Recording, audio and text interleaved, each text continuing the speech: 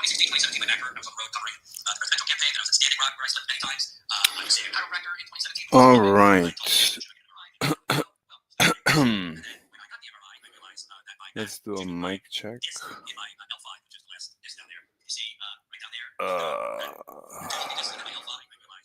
Let's do a mic check. Okay, mic check sounds good. All right. Let's do a mic check. Okay, mic check sounds good. Notifications, golden age. Anyway, so it looks like this guy lost his mind. Luigi Mangioni, whatever. I think he lost his mind because of back pain. Pretty much. It drove him insane, pretty much. Pretty much. And that's all I have to say about that.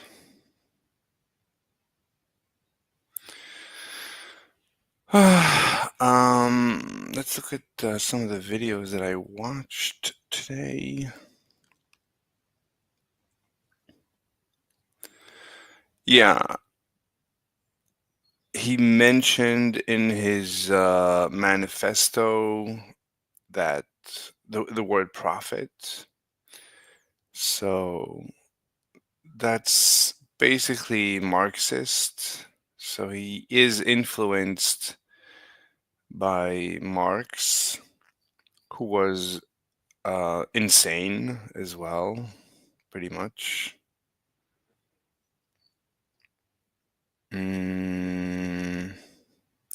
I thought he's gay, but no, he's not gay. No. So everything was great. Everything was perfect, promising future, and then his back pain and back surgery and I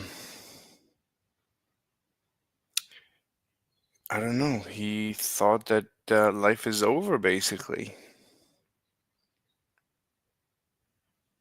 I mean, he looks fine. He's able to walk. He's able to kill. So I don't know why. I mean, it sounds like he had a back surgery that, fixed whatever pain he was in. So I don't know. I don't know.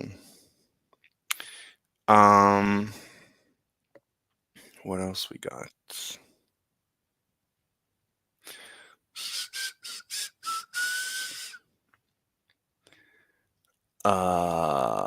What else is interesting?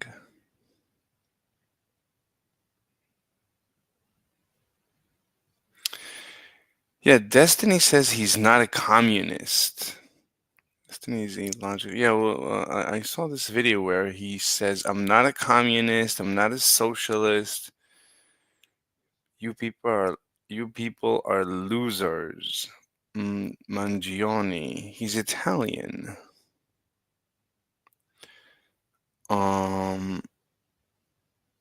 The Uniburger. Yeah. Interesting. Dr. Todd Granji does not mention the motivation of the Marxist talking points. He doesn't mention profit. So I think Dr. Granji is a little bit.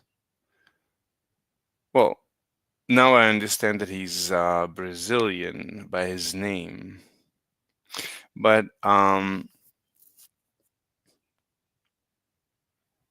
so I guess Dr. Granji himself is a Marxist if he doesn't cover that point.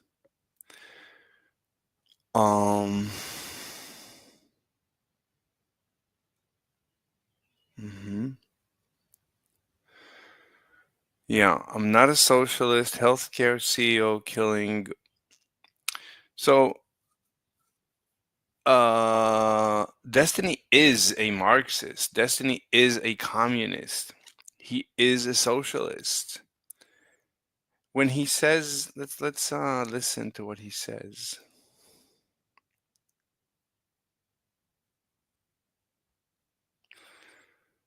Yeah, and nothing. Let's try that again.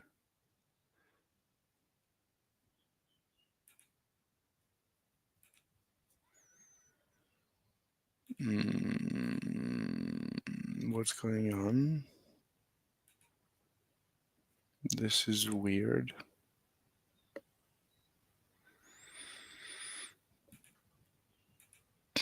Mm-hmm. I don't know what it's an abbreviation for, but sometimes your heart can be in a state called VFib, and I think you're retarded. I am a capitalist. I am a liberal. Destiny is not a capitalist. How, I mean, not only, look, when he says, let's listen to what he says. Like liberalism, capitalist. I am not a socialist. I am not a communist. If you are, I think you are a cuck, and I think you're retarded. And I will never be you. I will never be your group of people. I will never be a socialist. I will never be a communist. Let me just reiterate that a million times. You might hear me talk about wealth redistribution or government incentives or green energy. I am not a socialist. I am not a communist. I will never be a socialist. I will never be a communist. It will never, ever, ever happen. Okay, most likely. Okay, Jesus Christ. Really bizarre. Really bizarre. Really bizarre. I mean, he is a socialist and a communist, but obviously he's very emotional about this. Really bizarre. Like, I've never heard of a capitalist denying. Most capitalists that I know used to be communists. I was a communist. I read Marx for years. I wrote, never mind what I wrote, but I was entrenched in Marx. I used to study Marx. I used to study everything Professor Richard Wolff, who is self identifying Marxist. So I used to, I mean, Professor Wolff is how I was introduced into economics. I used to never know anything about the economics. And then I heard him, Professor Wolff, and economics started to make sense to me. And then, I outgrew Professor Wolff, and now I don't like him. I think he is a Marxist, and I don't like Marx. But Professor Thomas Sowell is, in my opinion, one of the greatest economists. I love him, and he used to be a Marxist. Um, it's so there's no shame in being a Marxist or a communist or a socialist. There's no shame. The way Destiny talks about it, it's like with shame. I don't know why. And when you listen to Destiny, he is a communist. He is a socialist. He is a Marxist. There's no shame in that. I don't see the shame. I don't see the point in reacting. You're a cuck. A socialist is a cuck. Why? What? How? I don't understand. So, in general, Destiny is a wise person in general, but sometimes he makes 0 cents. And today he made 0 cents. I cannot make any sense out of this diatribe. price. Okay. You know what the real hard truth is that you don't want to admit, which is fine because I don't give a. You know what the real hard truth is? The real hard truth is that at what point do you think you'd be sympathetic to the public endorsing blatant terrorism/assassination to get the ball rolling on changes? The issue I have, there are a lot of issues I have with the killing thing, okay, and the anger around the insurance and the CO bullshit. Okay, this is my issue. All right. You know what? I want to spend a day. Not a day. It would take like 20 minutes. Do I have to read little heart graphs so we can know all the abbreviations? Like what is it? Like long QR and all this bullshit. I think there's your heart works by like there has to be like a consistent like contraction and expansion of muscles of the heart to move blood in and out of the heart. Right? It's a whole ass thing. Okay. Sometimes your heart can be in a state called VFib, ventricular fibrillation. All right. I think that part of what this is basically happening is your heart, instead of like the whole thing moving and being like doing all the things, right? So it's like it's all going, it's all crazy, all right? It's all wacky, all right? And VFib is one of the few times we actually use a defibrillator. And the goal in shocking it is to get all of the heart back in alignment, so that it's all kind of like moving, like and doing its job. I feel like when I see a lot of anger in no direction, it feels like a heart in VFib, to where you have a lot of anger, and all people that there's no direction, then nothing will happen. And that's always the issue. I try to focus more on that over the past year. I think I said a lot. Like the biggest issue with all the conspiratorial nonsense and all the like misdirected anger isn't the fact that it's conspiracies and misdirection. It's the fact that you're not talking about something that's more important. Yeah, that's my issue, I guess. Health insurance companies and angry health insurance companies are never going to fix anything related to our healthcare shit. That's just not the main issue. So I mean, like when people get mad at it, like changes, like it's not like Obamacare. The ACA capped the administrative spending like 2080. I think 20% of spending from all. So something is not going to fix something. Yeah. What is the problem? I mean, okay, maybe he's going to analyze the problem. We could call it making insurance payment from all dues. No, there's a specific word for this. All the insurance payments you receive have to be, it's like 2080 have to be 80% to care, 20% to administrative costs, premium CRs. I mean, yeah. So it's just not even, it's not the thing. That's just not what's going to, yeah. But it's not. What is? I don't know what it means. It's not. I don't know what he's talking about. So I guess that's my only issue. Would you say your only issue with what? The core of the issue is that the political sentiment to fix the problem isn't in the voter base at the moment. The issue starts with it's primarily an issue of analysis. The issue of analysis is we don't even know what's wrong. Like for instance, the reality. Okay, that's good. So okay, good start. Is and no one on the internet wants to hear it. If you don't know what's wrong, how do you know what's not the answer? What's not? It's not this. It's not that. If you don't know what's wrong, how do you rule out? Most people in the United States are happy with their healthcare. Most people in the United States get their healthcare through their employer. Most people in the United States like it. That's the reality. But the issue is people don't even know that. They think in this everybody hates healthcare. Right? But like, so then when you go to do things like, universal healthcare, you go to pull one, and you're like, well, what the fuck? Why isn't this passing? Well, now you don't even know why it's not. It must be the lobbies. It must be the corruption. It must be the evil health CEOs and the compensation and Bill Gates. And now you have to look at the reality. Most people happy with it as stupid as like talking to your employer shit is. Yeah. So it's like, you're already starting from a place you don't even know what the people think. Yeah. Your selection bias is not reality, man. Like, read all come from my YouTube chat. The charging for anesthesia thing was instantly rolled back though, so maybe it had a difference. Yeah, but you don't even know what that was about. You probably have no idea. Like, you have no clue. I'm not convinced that's true. Limeo, okay, streamer, that is not true. That is not a reality. Raffle. Source? Rare L take. What? That's crap. I demand sources. Totally out of touch. That's just a rich guy to touch. LOL. Like, I think healthcare right now pulls the lowest I believe it ever has. This is what it pulls at. 48% of Americans say that it's excellent or good. 31% say that it's fair. 21% say it's poor. Like if you go to Twitter or if you ask all the dipshits in chat that said I'm out of touch, you guys think that like 80% of Americans would rate the healthcare like poor. Like it's just not true. I know that's you. I'm sorry, I don't know if you're asking as fuck. But like, and it's funny, like positive views of U.S. healthcare by U.S. healthcare quality by age. Isn't that crazy? The people that rate it the lowest, 18 to 34, are the people that don't even really use it that much. So you are definitionally out of touch. It's people who never even had engagement with healthcare, who've never gone to a doctor before. Like, oh yeah, U.S. healthcare is terrible. Blah, blah, blah. What crazy is the people that engage with it the most are generally like okay with it, right? But you know, and Destiny, you say that African Americans don't have problems with their healthcare, but you're not considering the fact that the African Americans are suffering from terminal illness or major surgery. What do you think you're contradicting there? What do you think that what you just said contradicts with whatever I just said? What?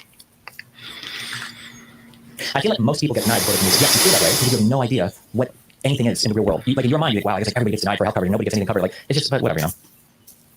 Is it the younger people don't use it, or they're the ones disproportionately affected by cost impacts? What? No, it's the younger people probably have far less. I'm gonna do one of the very rare things. I'm gonna pull a self-evident common sense thing. Actually, young people are generally healthier than older people. Do I need to source that? I feel like I can safely. One of the few times I'll safely assert something without a source. Younger people are generally healthier than older people. Funny how you cite consumer feelings about healthcare, but also rightly make fun of the fact that like 30% of people thought we were in a recession until a few months ago. So Destiny's clashing with his audience. There's a mismatch. He's out of touch with his audience. I mean, everybody. I mean, this keeps coming up, that healthcare keeps coming up. I mean, a guy just murdered the CEO of a health health insurance, rather, health insurance company. And a lot of people said this was good. So this is a brewing sentiment, and Destiny is suppressing it, is ignoring it instead of analyzing it. And he's talking about polls and what people think instead of discussing the system itself. Is it good? Is it bad? Can it be improved? Are people, I mean, this guy was really upset. Why was he upset? You- Ask your audience. Listen to your audience. This is your audience. I'm not making the same argument with the same citations. Right now, I'm only arguing, like, my conclusion is the same for both of those. That I'm not arguing with you objectively over whether or not US healthcare is good or bad. I'm just saying that if you're going to start from a point of analysis, you have to start from the fact that You see, the argument is with the fan base. So Destiny is out of touch with his fan base. So the people that he has been educating, they see the incongruency. They see this discontinuity in the thought process. most Americans are okay with their healthcare. Because if you don't even start here, then all you're going to be left is floundering. Like, well, I don't know why people don't want universal healthcare. I don't know why. Because they don't like their private insurance. People like their insurance through their employer. It's retarded as it is. People like it in the US. We just grown accustomed to it. But I would have said the same thing about the Vibe session. I'm not sitting here saying like, oh God, like we have to do like Americans are so happy with the economy. It's like, oh no, Americans are really unhappy with the economy. We got to figure out why. What are we going to do about it? Like, I have the same perspective on both. Hey, question: is the survey asking about healthcare or about U.S. health insurance? They are not the same thing. Yeah, I know you want to endlessly fucking figure out like what. Well, I'm talking about health insurance, Yeah, Destiny.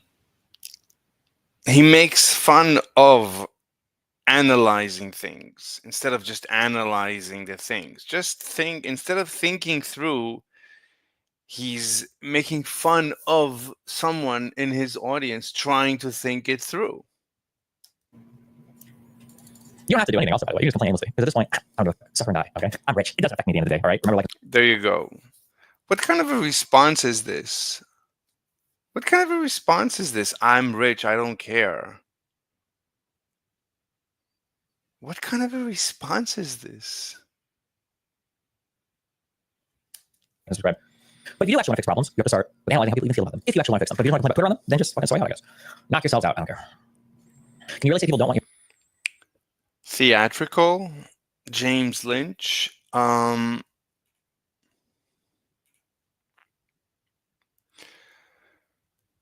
Yeah, I mean, he is being theatrical. I guess you're referring to Destiny being theatrical. Um,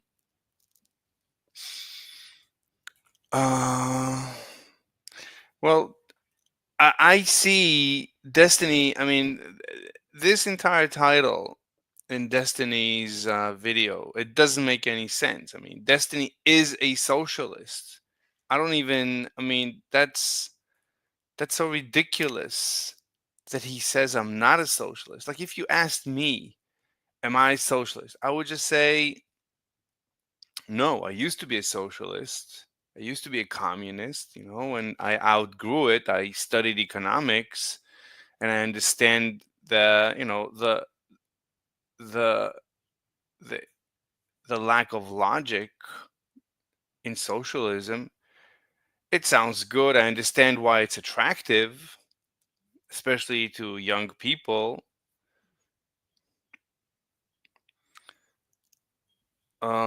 So anyway, this is bizarre. His behavior is bizarre. That he didn't really think it through, and he's upset. Yes, I meant in answer to your observations. He's being very theatrical. Hello, hi.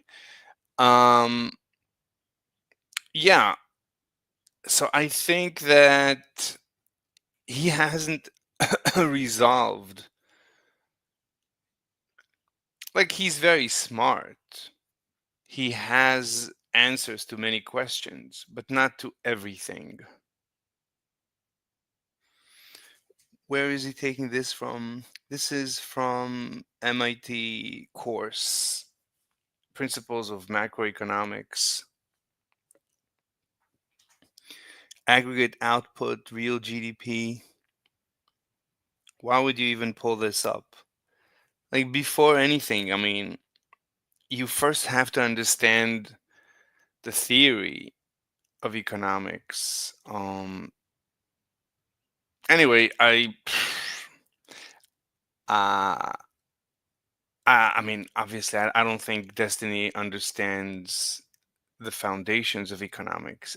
The foundations of economics are very, very simple, but many times simple things are very difficult to understand. It took me years to figure out basic economics. So I think Destiny is still confused. He hasn't really studied economics properly. Universal insurance because they don't mind the current thing. I think most people would just not want it based on political party. Most people wouldn't want it because if you have something that works, people are scared of losing that thing. That's why most people wouldn't want to be on private insurance. And he keeps talking about most people, most people. Like that's the last thing we want to talk about. Most people. What I want to hear is principles, not most people this, most people that. Most people think we never landed on the moon. Who cares? And that doesn't say whether or not it would be better or worse. That's just how people feel. People get to choose if they pay into a public option. Right now in the US, we don't have a public option. I don't know what you mean by that. Like if we were to implement a public option, we don't have to pay into it. If even there's, oh yeah, you probably have to pay more taxes or something. Yeah, for sure.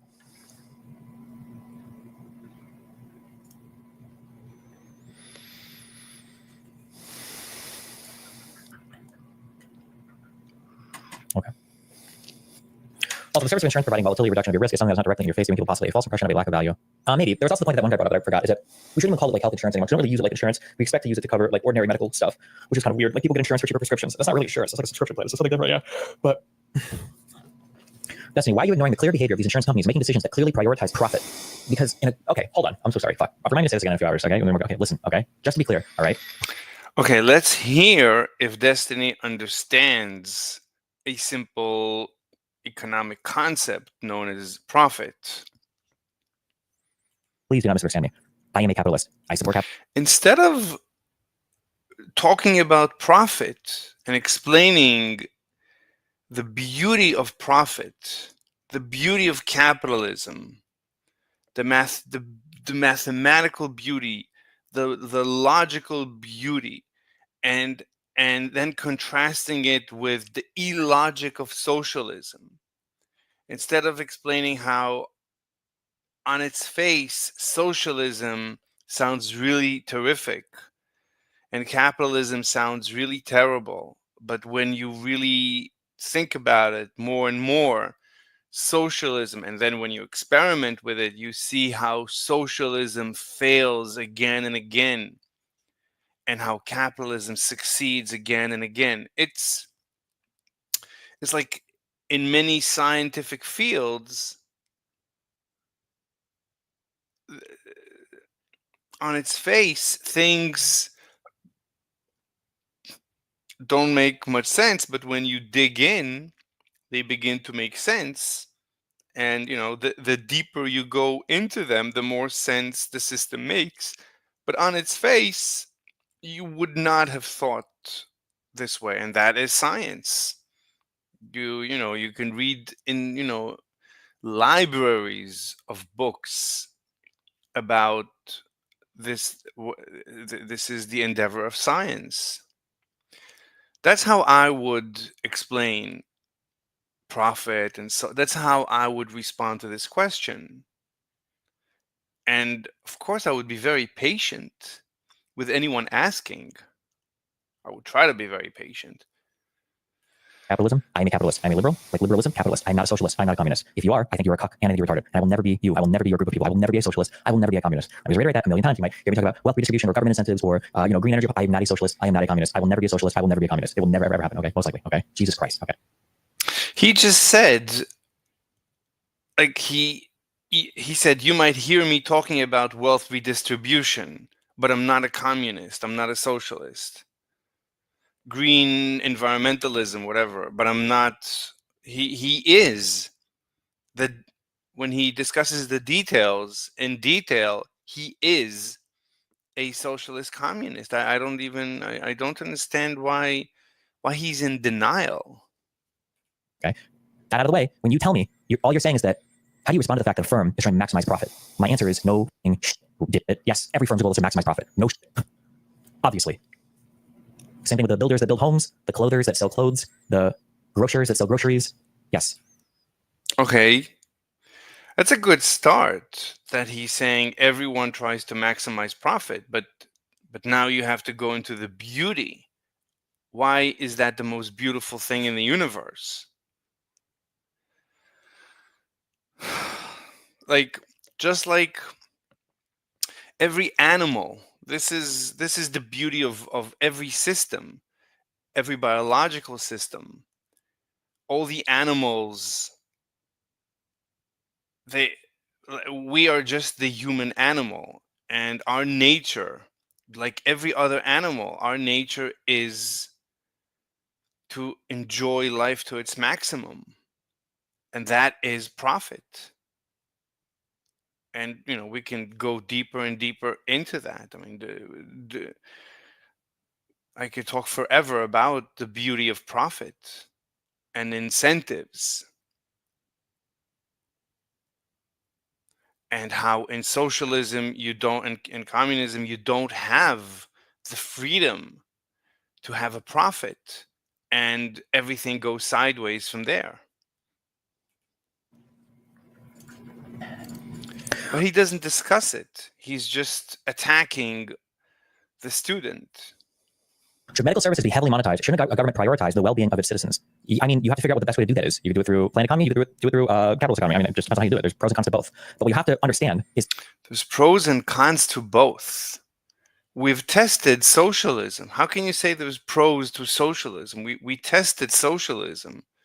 The more you implement socialism, the more you have North Korea. There's a spectrum from North Korea, totally on the left, to whatever, the US or Singapore, the freest economies, and you choose where you want to live. No one wants to live in North Korea, basically. Basically, no one wants to live where socialism is implemented to its maximum. And that, and what else do you want, right? Right? Whoever is listening right now, do you want to go live in North Korea? Probably not. Why not? Well, probably because it implements socialism. It's the implementation of socialism.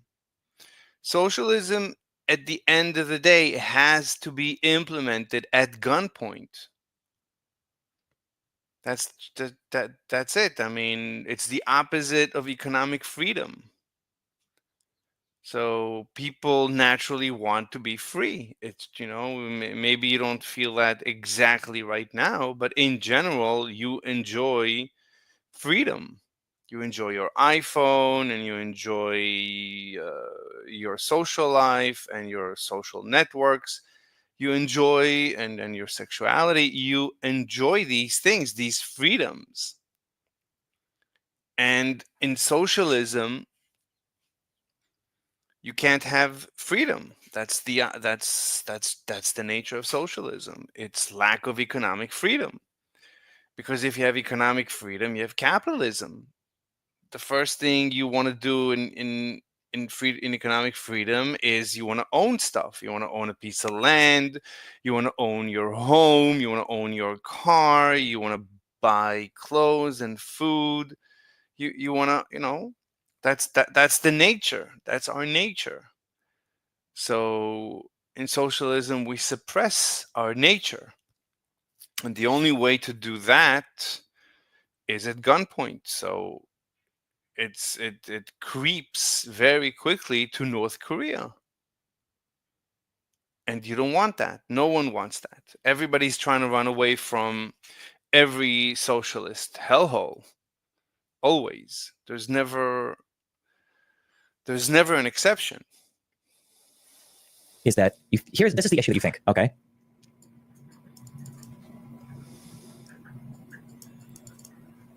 It's like the classic triangle of like everything.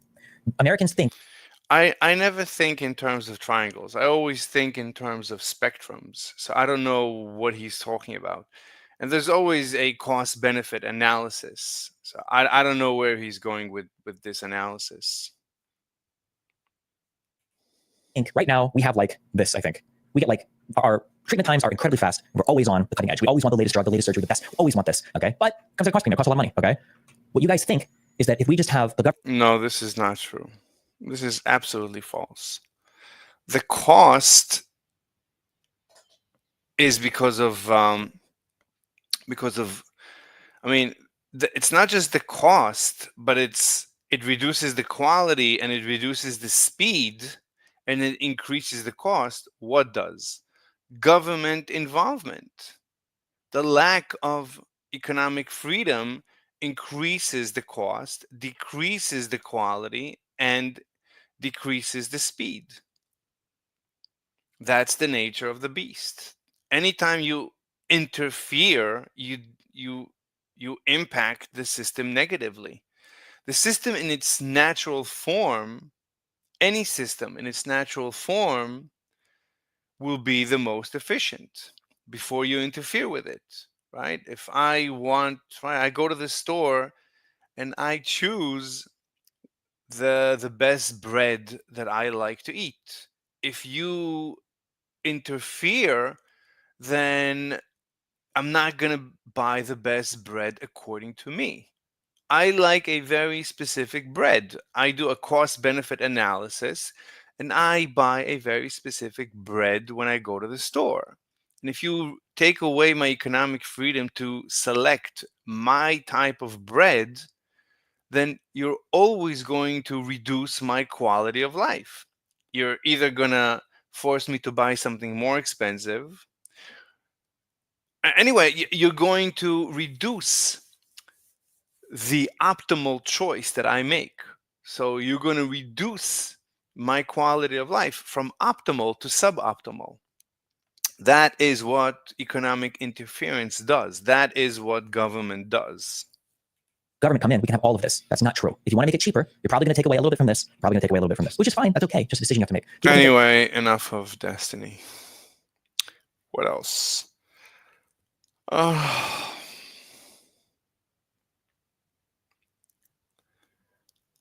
What else we got?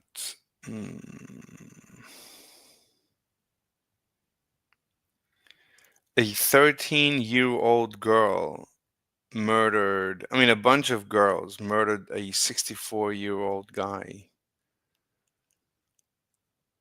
Mm-hmm.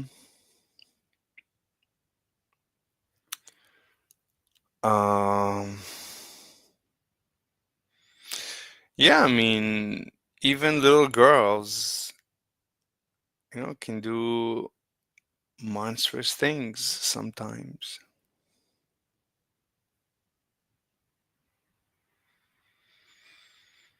What else we got?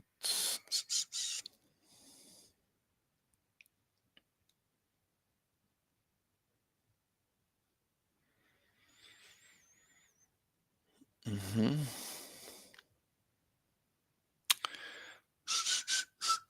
What else? Yeah, I already told you. I think Israel should have taken over Syria. As soon as the Syrian government fell, Israel should have moved in. We're taking over. Enough is enough. Enough is enough. Enough is enough. That's it. They need to take it over. Done. Done. Just take it over. It's ours. Enjoy. We don't care anymore. You can't attack us endlessly and just and expect us to sit tight. No, we're not going to do that. Enough is enough. You used this land to transport weapons to attack us, attack our citizens. Okay, that's it. We're done. Syria is now Israel. We're done. That's what Israel should have done. But democracies are weak. Democracies, unfortunately, are weak. If this guy would have done it, yeah, it would have been his end. He can only do it if he becomes a dictator. And once he becomes a dictator, he moves over to the dark side. So the dark side, or the evil axis, or the Russia Chinese axis of evil, they can do whatever they want. They pay no price. It's really awful. If you're a democracy, you cannot defend yourself. If you try to defend yourself, they attack you. But if you become a dictator, if you switch over to the dark side, then everything is okay. But then you switched over to the dark side. So I don't see the solution.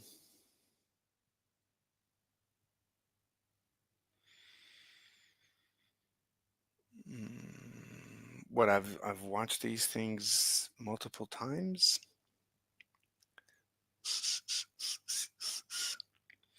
Yeah, this guy, Dark Matter 2525, some of his stuff is really great and some of his stuff is terrible.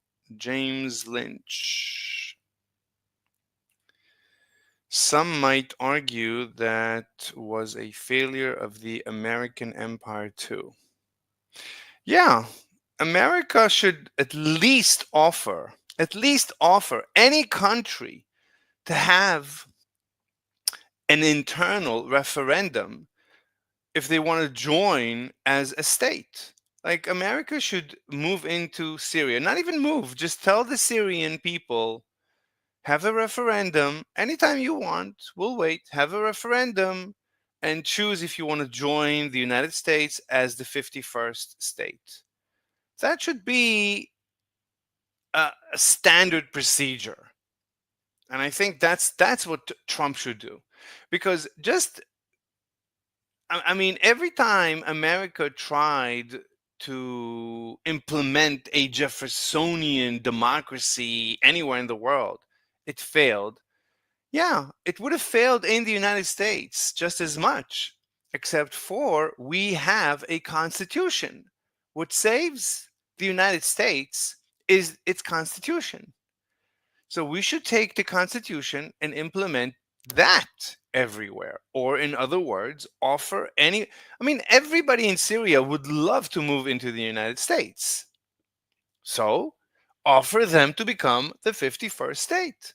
Once they choose to become the 51st state, they become American citizens, over time. And of course, if they're criminals, immediate execution or deportation, or you have to leave or die. I don't have any time for criminals.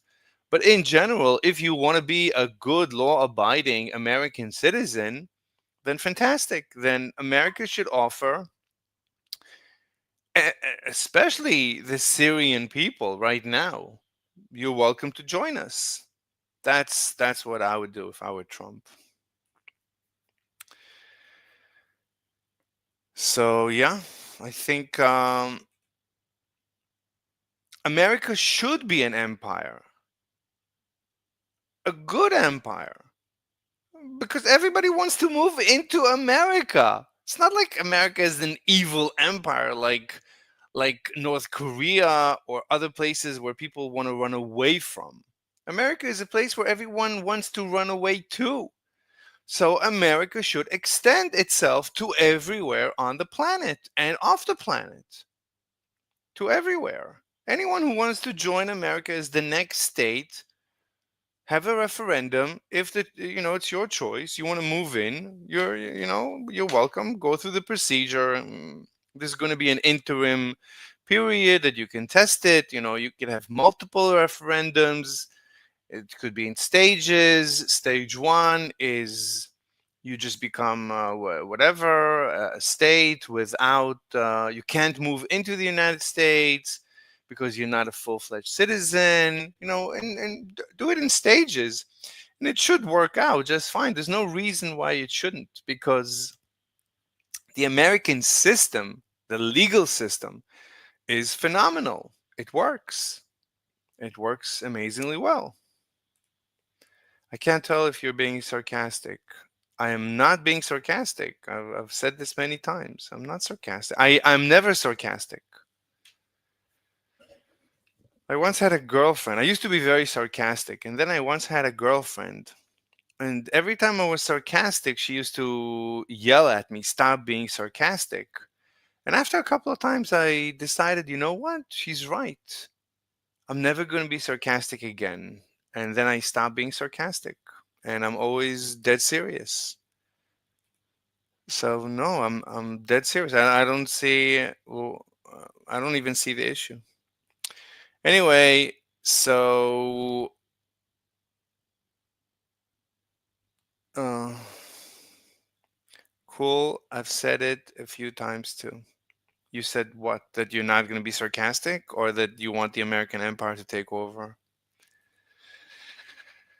Anyway, so Dark Matter 2525, some of the times he makes sense. Sometimes, like in this video, he's basically a Marxist. So sometimes he is a libtard, like an extra woke idiot, and sometimes he is brilliant. Like against the red pill, he is absolutely brilliant. But about the media, he made no sense. Maybe we should listen a little bit. Survived, then it. You've all heard the narrative before. Hollywood used to produce really great cinema, but now it's all garbage. And there's a lot to complain about regarding modern video games, too. Now, there is an element of truth to be found in that narrative. But first, it's important to understand the historical context of such sentiments. You see, every generation has felt that way about art for thousands of years. Everything from movies to music to video games to literal fine art like paintings and sculptures. Movies nowadays are garbage, but they used to be great. Music today is garbage, but back when I was growing up, it was great. Video games now are garbage, but when I was a kid, they were great. Modern art is garbage, but the art of the Renaissance was great. So is it really just that people are becoming bad at... Anyway, what I would say is that I don't watch movies and I don't watch TV. I only watch YouTube, and I love YouTube. I mean, YouTube, I think, used to be a little bit better before the adpocalypse, but it's still much better than anything else. Like when I watch television, like actual television, it's painful compared to my ability to just go through YouTube creators. I mean, there's nothing to compare. So YouTube is awesome. I don't have any complaints. I enjoy YouTube and Instagram. What else is there? What do I watch? YouTube, Instagram. I don't think I watch anything else. Mostly YouTube. Instagram is also interesting, but there's no long format on Instagram. So, but I really enjoy the long form. Creating art now? What happened? Now that there's more people than ever before, somehow nobody out of the billions of us knows how to create good art? No. But that's just the opposite. That's the beauty of YouTube. Me too. I stopped watching TV around 08. It became too insulting. Yeah. I don't know if at 08, I don't know that early, but pretty much. Yeah, pretty much around then. Yeah. Yeah, me too. I discovered YouTube, like I had a friend and he was always watching YouTube, and I was always watching TV, and I don't remember. Then I went on a vacation, and I guess I just tried it. I tried YouTube, and that's it. I never looked back. And since then, I've never watched TV again. It was like one. Now with hindsight, I can tell that it was a very abrupt switch that I didn't. And basically that's when I discovered Dark Matter and Sam Harris, and the rest of the, and the rest of the creators. That doesn't seem likely, does it? So what's going on? Well, two things are going on. One, bad art is being produced, yes.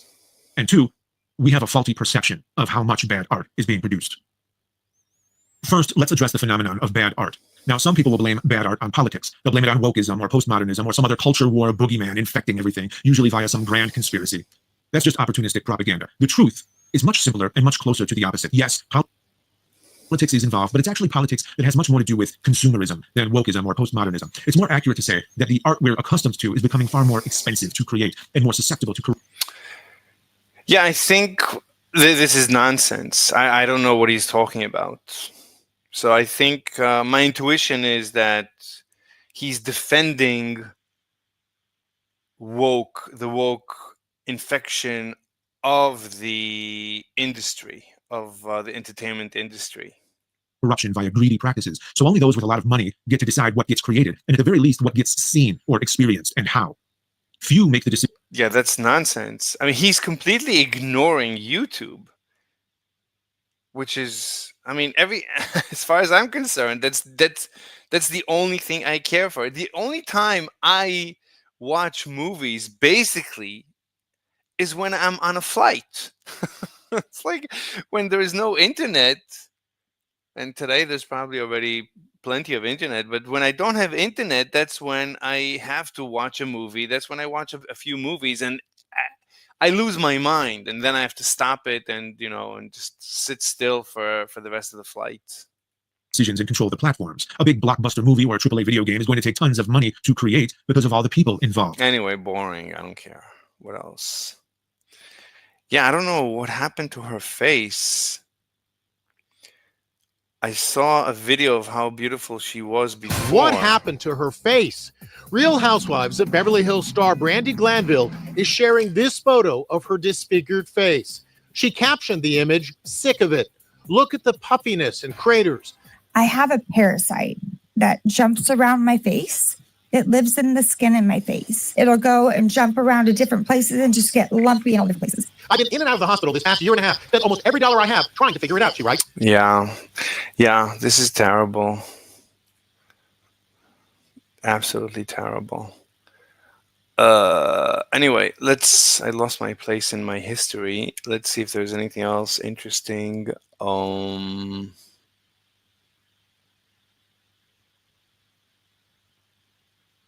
This is good that Destiny keeps talking about this propaganda point. Let's listen to that. Let's hear. Yeah, Rob O'Neill, you've been at the sharp end of some of the worst wars of the last 25 years. And once again, thank you very much for your extraordinary service, not least getting Bin Laden. What's your overview of where we are here? I've heard this is not true. There's a guy claiming to kill Bin Laden, but his team said that he absolutely is not a guy. I don't know how true or not true it is. Change the dynamic. He proved this first time. He's not a war monkey. He thinks war partner else is terrible business. It costs a fortune. The rewards are very low. The problem is that Destiny watches his YouTube at like 1.5. So when I watch Destiny at 2, it becomes impossible to understand.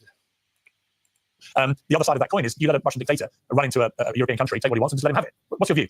Well, unfortunately, we're in a position where it doesn't matter why we got here. We're just here. And stop letting these people say things like "unfortunately." They love dead Ukrainians and captured Ukrainian children and victorious Russia. They love it. Don't ever let them say, I don't know how they get away with this. It's so sad. And unfortunately, the murderous, disgusting American-backed Ukraine has had to unfortunately suffer losses to the noble and heroic and brave downtrodden Russian army. Like, they love it. Don't let them get away with this framing. They love this. They're obsessed with it. It's so cringe and disgusting. Czech was mentioning Georgia and Crimea, and I think I used to actually be pro-Putin before Destiny convinced me to become anti-Putin. So I would have to think back because I don't know how it happened. I used to be pro-Putin and something happened and I don't remember exactly what happened. And I became anti-Putin. Invasion of Ukraine. That's all I had no idea what's going on. I was trying to figure it out. It's really very difficult to figure out. It's not simple. Like right now, it's bizarre to me that there are still people who support Putin. But when I supported Putin, I didn't know better.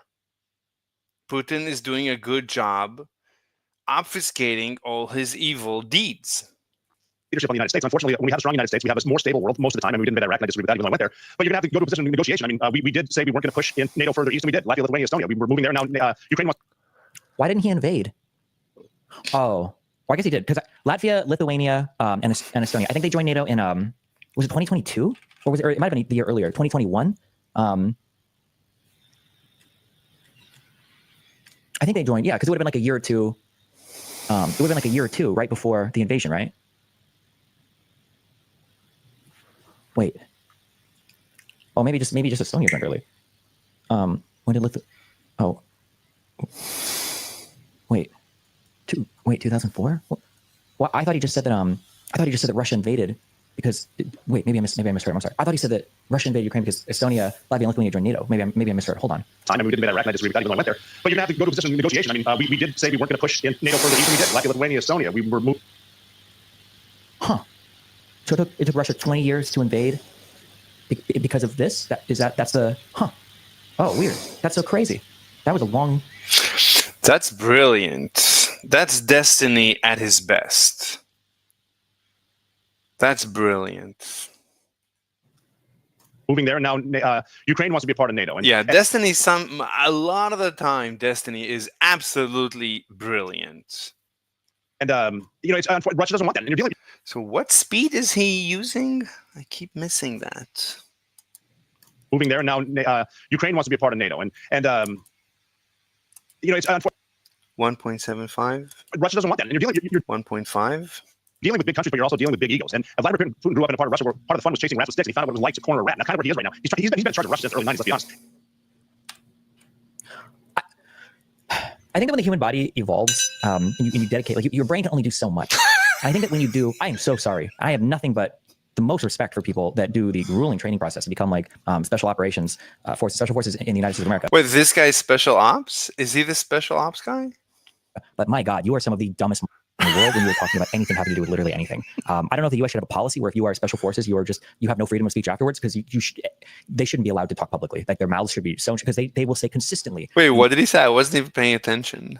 Most ever. Like I always know that when a guy's like, I used to be special forces, and it really was. I'm about to hear the dumbest, most brain dead take in my entire life. I have no idea. To be fair, probably most of them are chill and just allowed to become popular, but. Dealing with big countries, but you're also dealing with big egos. And Vladimir Putin grew up in a part of Russia where part of the fun was chasing. Sorry, hold on. I'm so sorry. Wait, I'm sorry. I don't know how many new fans sometimes. Sorry, hold on. When I'm looking at the NATO countries, okay, obviously there are several rounds of NATO enlargement. The joke that I'm making is people always say that the invasion in Ukraine was a response to NATO expansion, but NATO's been expanding for decades. It's not true that if it was in response to NATO expansion, what were the countries that joined that instigated the invasion of Ukraine? If you followed any of the, I say history, the last 10 years of Ukraine, Russia did not invade Ukraine in response to NATO expansion. They invaded Ukraine when in 2014, the leader that they supported got thrown out of the country. That's why Crimea was invaded. And then they did NATO expansion. That's what happened. Yanukovych fled the country after Euromaidan, and then Russia invaded and took Sevastopol, and then the rest of Crimea. That's what started it. And then they began to fund and then participate in the war in the southeast. None of this has to do with NATO expansion. Like, absolutely brilliant. Brilliant. I've never heard anyone explain the invasion to Crimea was after Yanukovych was ousted. Just stupid. He found out what it was like to corner. Is it true that the U.S. never made an agreement to not expand NATO eastward? No, that was never the case. It was never the case. And that's only said by people that don't know any history and don't know what the fuck they're talking about. It's not possible. It's an impossibly stupid statement because it doesn't make any sense. Because when you say, oh, what was the deal?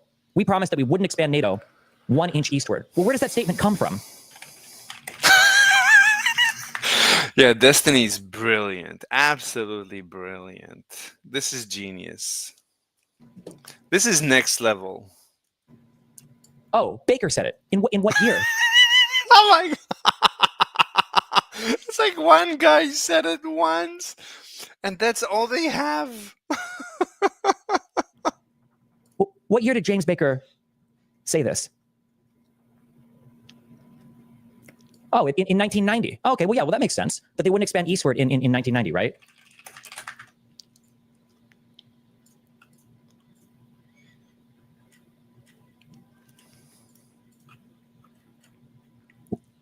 Where the they have even expanded? What do you think that even means? Do you think there was a promise that NATO wouldn't steal Poland from the Soviet Union's Warsaw Pact? Like the statement doesn't even make any sense. Like the 1 inch eastward statement was about German reunification and whether or not Eastern Germany would be militarized. If that was even at all an actual promise, this was a spoken thing, wasn't even written down. There is no treaty, there is no agreement. These documents have all been declassified. You can go and read them here if you want. But the statement that Baker made had to do with whether or not East Germany would be militarized. East German reunification.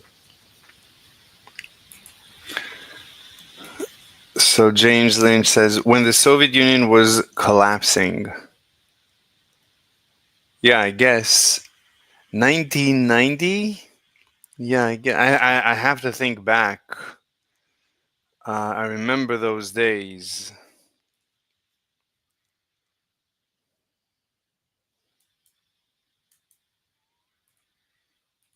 Happened. The idea that there were promises not to expand NATO eastward doesn't even make sense when expanding them eastward would have meant capturing Warsaw Pact countries. It doesn't even.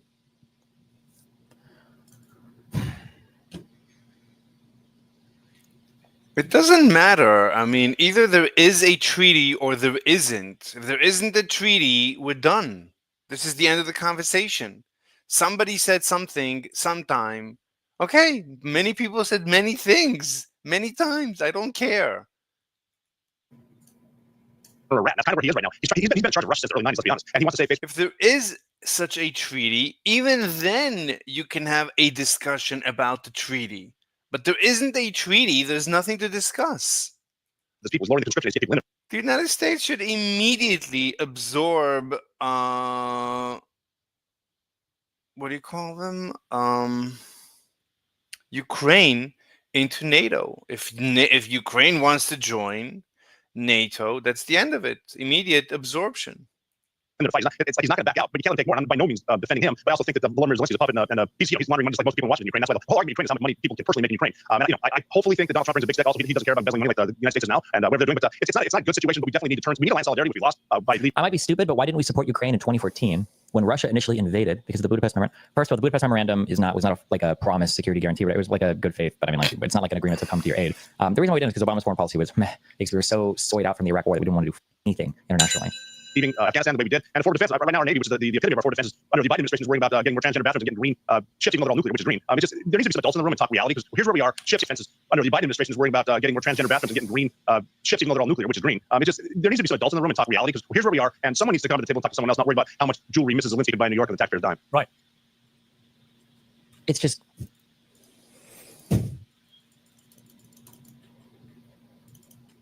Okay. And how popular is Volodymyr Zelensky now with Ukrainian people, do you think? I'd say pretty popular still. Most people consider him a pretty good representative of Ukrainian people and what we want. And pretty disheartening, I'd say, to hear what people say here, but I'm used to it. Surprisingly, Cenk, I agree with in the sense that we can't allow Russia to continue get away with what they're doing, because that's what they have been doing, in particular with annexation of Georgian territory and Moldova and Ukraine in 14 and now in 22 full-scale invasion. And nothing stops them then from fully invading Moldova or Georgia. They are already doing all they can to select people there as presidents and meddle in their elections quite strongly already. And if they can't do it with just hybrid methods of sabotaging the elections and making people basically install their puppets there, then they do sort of like a blackmail, then they do threats, and then they do annexation, invasion, terror, death, and all that we are having right now in Ukraine. And that's not How would you describe the mood of the Ukrainian people? When I was there, like I say 2 years ago, to a man and woman, whatever age that I met, there was this sea resolve of we've got to win this at all costs. But the cost has been the Zelensky wife jewelry talking when he just mentioned his actual manufacturer Russian propaganda. Oh yeah, yeah, shit. I'm sorry. There's a lot of like weird, stupid rumors about so many people. Oh my god. Yeah, Putin is brilliant. He is absolute genius. Crone, trans wife thing is also. God. Did Olena Zelenska really go on a $1 million shopping spree? God, bro, get these people out of my country. This is Zelensky's wife. Can we just ship Candace Owens over to Russia? Can we ship these guys back?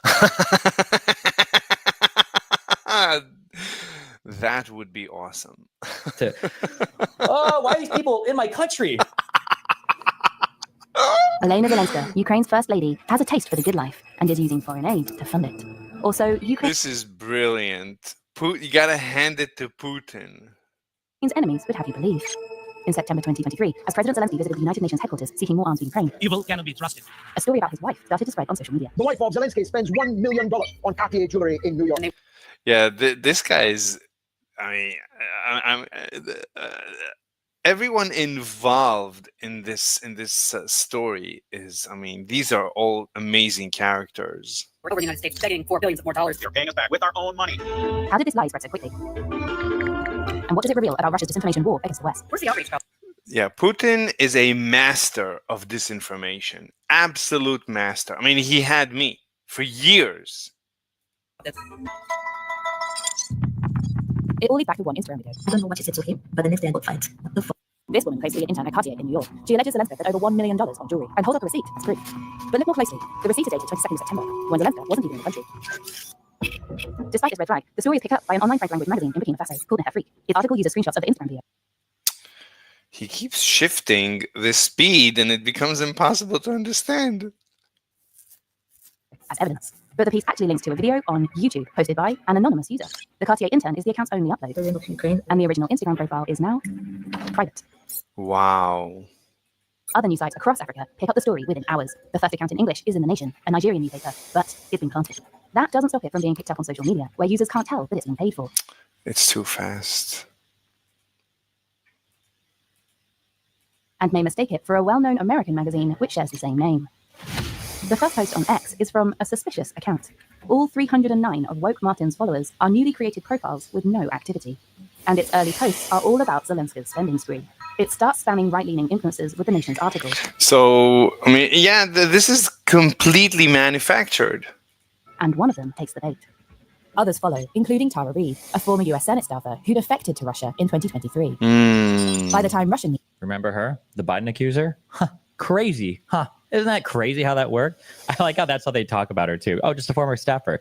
That was the woman who accused Biden with his fingers like 50 years ago. Media report on the story, it's already being shared almost 1,000 times an hour in English on X alone. Mission accomplished. Wow. This is a successful example of a new pattern in Russia's disinformation war. Absolute genius. Absolute genius. This has to be exposed. I mean, we need to talk about this around the clock. Just this, that's enough. This is enough. Researchers at Clemson University tracked how it works. Once the original source has been carefully planted, a trail is orchestrated to multiple publications. Experts call this layering. This tactic makes the story seem more credible, more likely to go viral, and undermine support for Ukraine. Since the story spread, facial recognition has revealed the Cartier intern is most likely a beautician, based in Russia. I hadn't heard that last part. Wow. Do you think the U.S. has as elaborate a misinformation scheme in other countries like Russia and China as they do here, or is it more difficult because of how open we allow our internet to So listen to his answer. Brilliant answer. be? I don't think anybody allows their media to operate. Exactly. Exactly. So Putin, he knows how dangerous social networks are. The way we do. I don't know if we could do this type of propaganda in the places that we'd want to, right? Like in Germany or France, maybe, but like in Russia, I seriously doubt there's misinformation that's this sophisticated. I'm sure we do a little bit. I mean, I know there's been reports of some, but not at this level. I appreciate that, Destiny. Brilliant. I mean, destiny sometimes is gold. Absolute gold.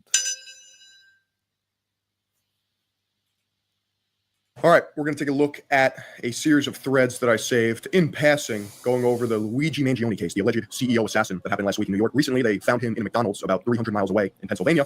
So we're going to take a look, try to break it down, try to make sense of, I don't know, particular motive, who was the kid, what can we learn? I'm not going to say that these are the best threads, these are just threads that I've come up with and compiled. All right, this is posted by Cyclops. It's got 64,000 bookmarks, over 230,000 likes, okay? Who is Luigi Mangioni? This is all I found. He's an avid reader with 295 books listed on Goodreads. Now, I saw a lot of commentary on that. He's peak midwit with his literature choices. He gave the Lorax 5 out of 5 stars. He gave Uncle Ted or Ted Kaczynski's book 4 out of 5 stars. And I mean, we keep saying alleged shooter because he hasn't gone to trial yet, but it's pretty, like, I don't think he's even trying to hide it at this point. His review of, I forget the name of the book. Is it on Technology in the Future or whatever? Bomber's Manifesto. He basically just calls for violence. It's just not a good look.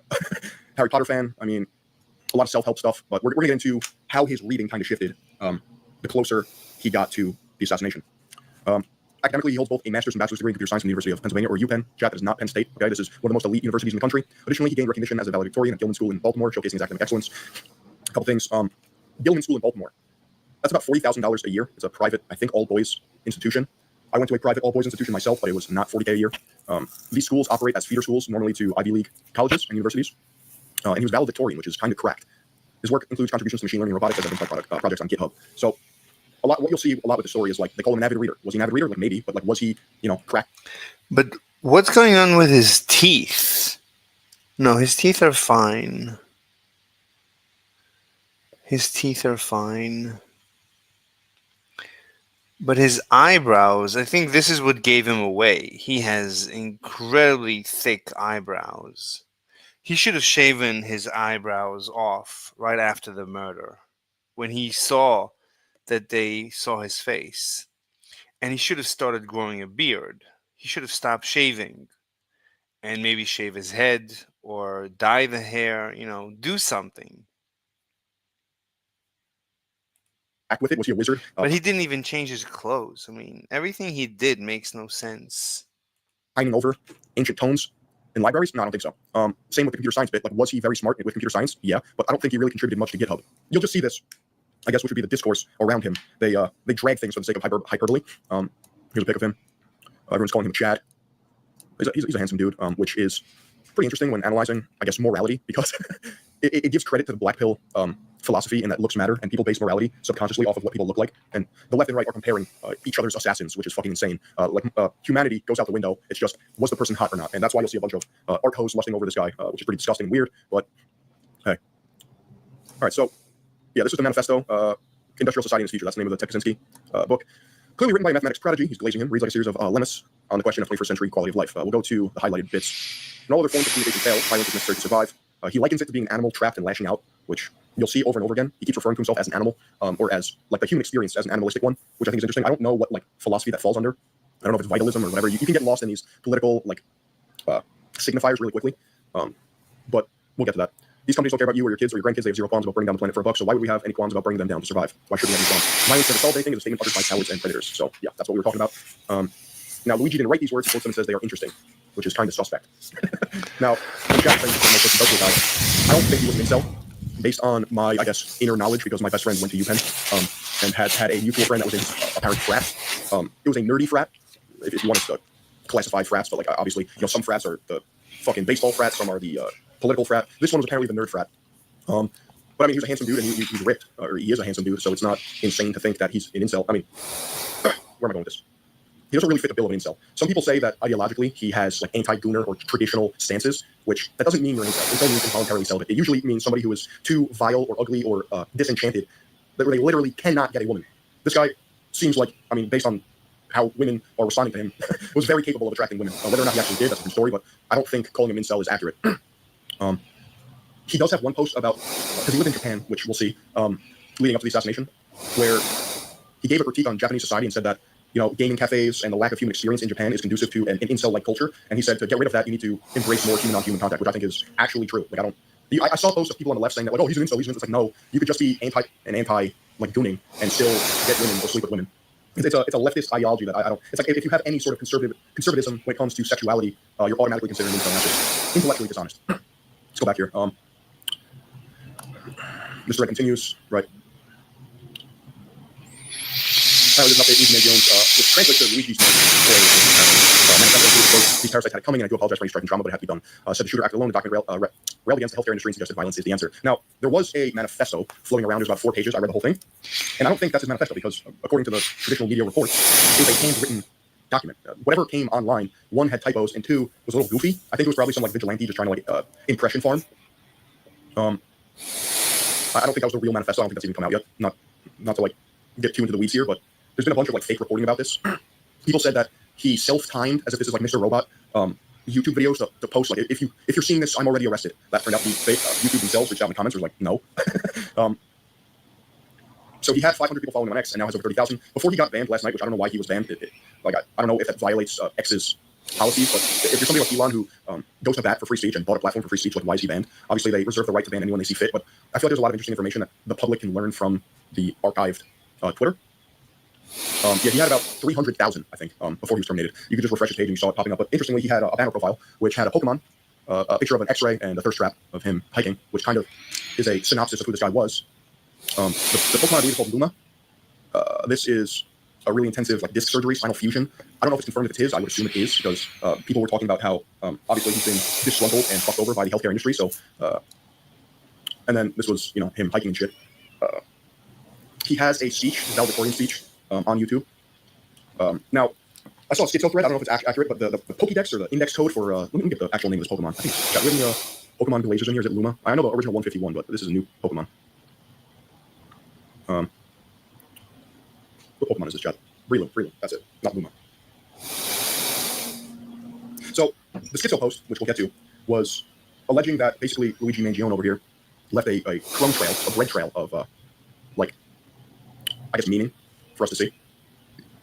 In that the index code for the Pokemon is 286, and then code 286 in healthcare is like the denial claim. I don't know. I don't think it's real. It could very well be an inspect element.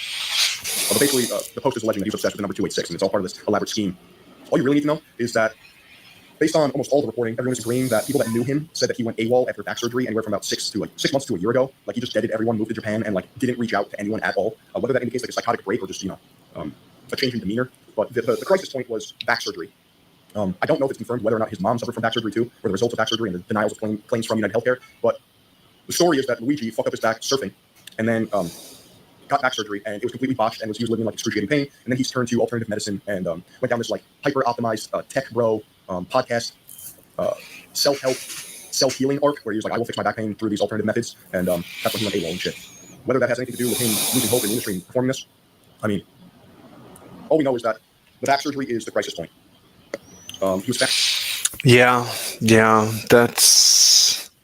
I wouldn't be surprised that a lot of people lose their minds because of a medical condition. Yeah.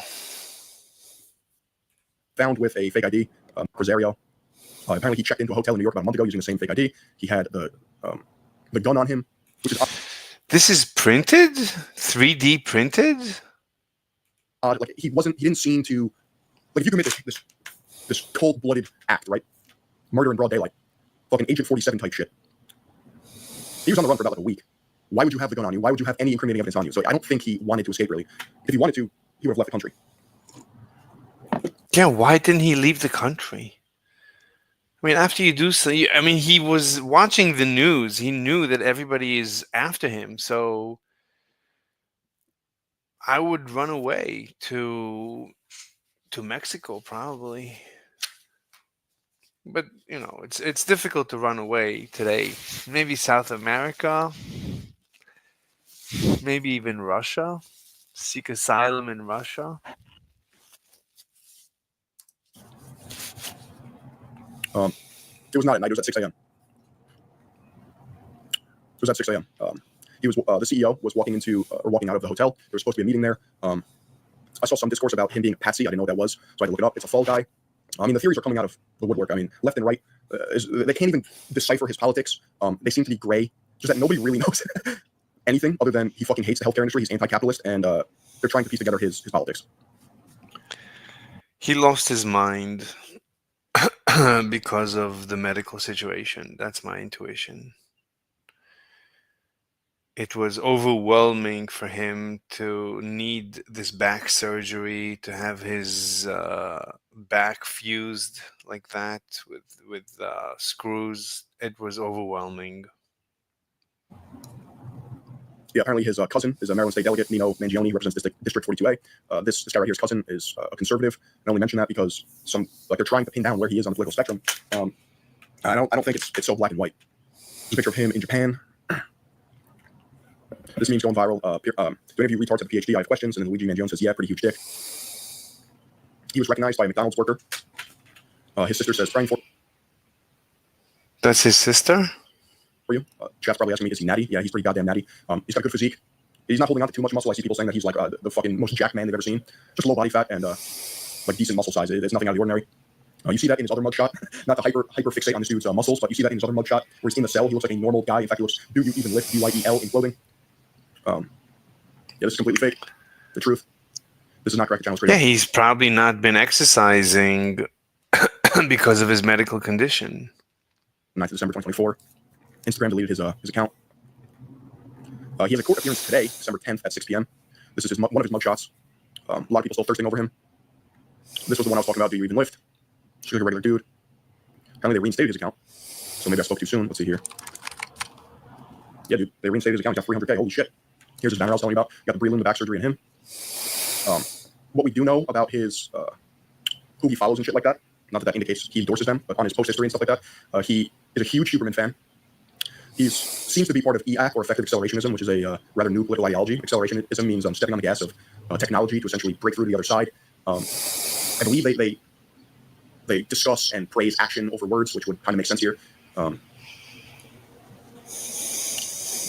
he's into some pretty interesting figures on both the left and right. It's kind of hard to look like right here. He loves Peter Thiel. He's a huge Peter Thiel guy. And if you guys are terminally online or know anything about Twitter and the era that we're in, Peter Thiel is responsible for, in a lot of ways, the new right, which is a sort of rebranding of traditional neocon philosophy and political ideology.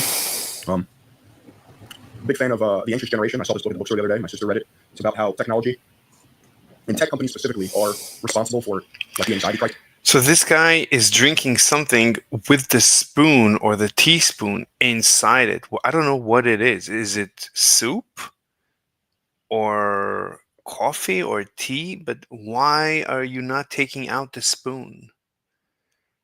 That's bizarre. Crisis in the youth. I haven't read it yet, but I probably will now.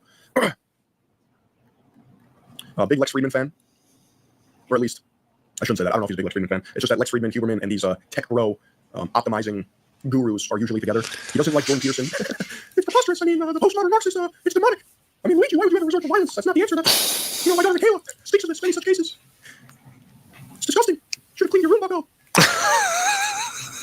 He thinks that JP speaks in too abstract terms and that he's actually a midwit himself, which I would probably disagree with on some aspects. This is an interesting post right here, the horror vacui. Nature abhors a vacuum. Relevant read, Christianity's decline has unleashed terrible new gods. New atheism assumed that as people abandon Christianity, they would embrace a sort of enlightened secular position. The death of Christian Scotland shows this is wrong. Faith there has been replaced by derangement and the birthplace of Scottish Enlightenment, which rose out of Christian principles, now worships intolerant new gods. So he used to be agnostic and atheist based on his post-history and has rediscovered Christianity maybe from a moral fabric. He said that he is jealous of people that use religion as a means to cope with death and give meaning to their life, which I can understand as a point of view.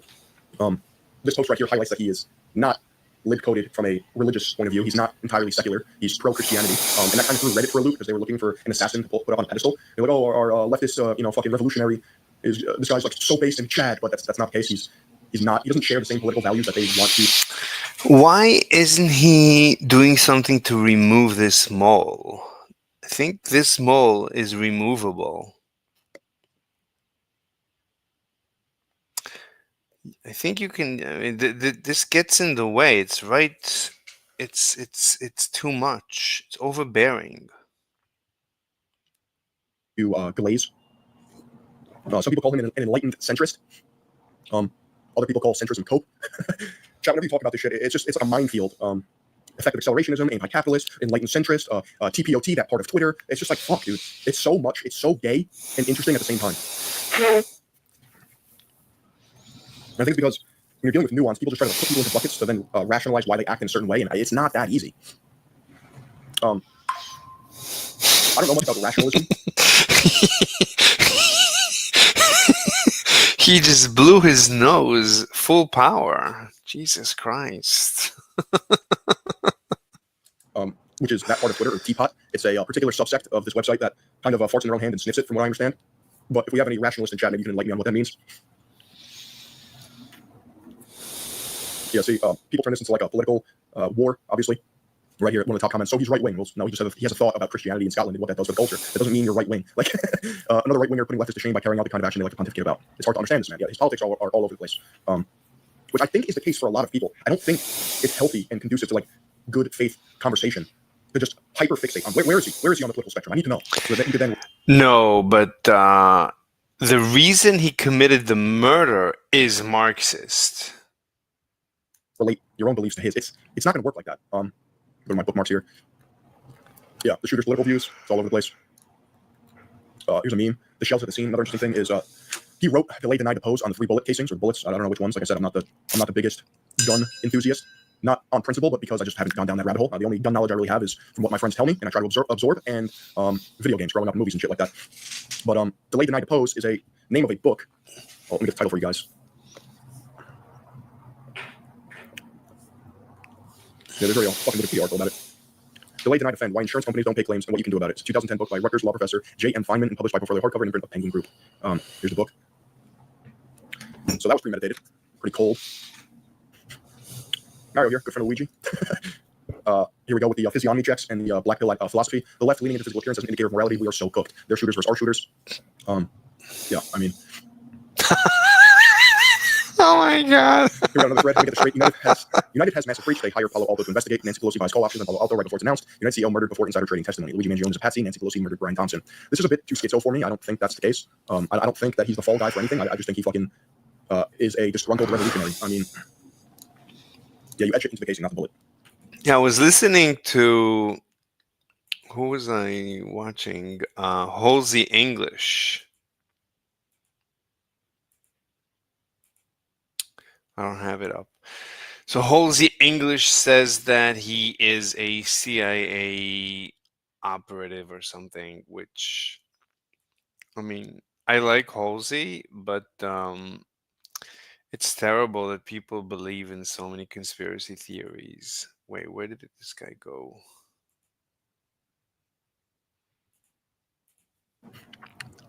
Let's see here, though. United Healthcare breach may affect 45% of U.S. population. Victims start getting notices. Nancy Pelosi buys Palo Alto Networks call option. Shares pop. Building a healthcare provider's environment after a ransomware attack. United Healthcare CEO Brian Thompson was facing DOJ probe for insider trading when he was killed in part of the New York City shooting. Another funny meme, but it's actually pretty accurate. The shooter, valedictorian, Ivy League grad, ultra-wealthy family, and coastal upbringing. The CEO, son of an agriculture worker and Iowa State University grad. This was Elf on Hobbit violence. Yes, another interesting thing here is that apparently Luigi Mangioni comes from one of the richest families in Maryland. I don't know if that's 100% accurate. We do know he had a rather affluent upbringing, and he has some form of family wealth. I believe his grandfather was responsible for building hotels and casinos, and his elite education track record would follow suit or indicate that. But the point here is that Luigi Mangione, in every sense of the word, is like an elite aristocrat, and he killed what people think of as an elite aristocrat. But the power dynamic is such that Luigi Mangione has infinite more social caste, or comes from a higher social caste, or perceived social caste, than the CEO ever did. Elf on Hobbit violence. This year, we literally saw the worst invested the army that assassins have to offer, with the meaning of Thomas Crooks and Luigi Mangione. I'm still so confused with Thomas Crooks. I don't understand why that was swept under the rug so goddamn fast. We don't know anything about the kid. Meanwhile, this Luigi over here, like, we have his entire life story. I mean, it's odd. And I don't know. I would make the argument that it has to do with how people perceive an attractive person. Like, I truly think there's some credence to that in this case, that the dark reality that we live in is people are fascinated because Luigi Mangione is ripped and handsome. There's some dark triad posts right here. Golden Retriever Man, Hollow Earth is a schizo poster on Twitter. Golden Retriever Man, goofballs, criminals, and artists, what they all have in common: energy. Men are largely stingy with energy. To them, nothing is really worth doing. All right. What else?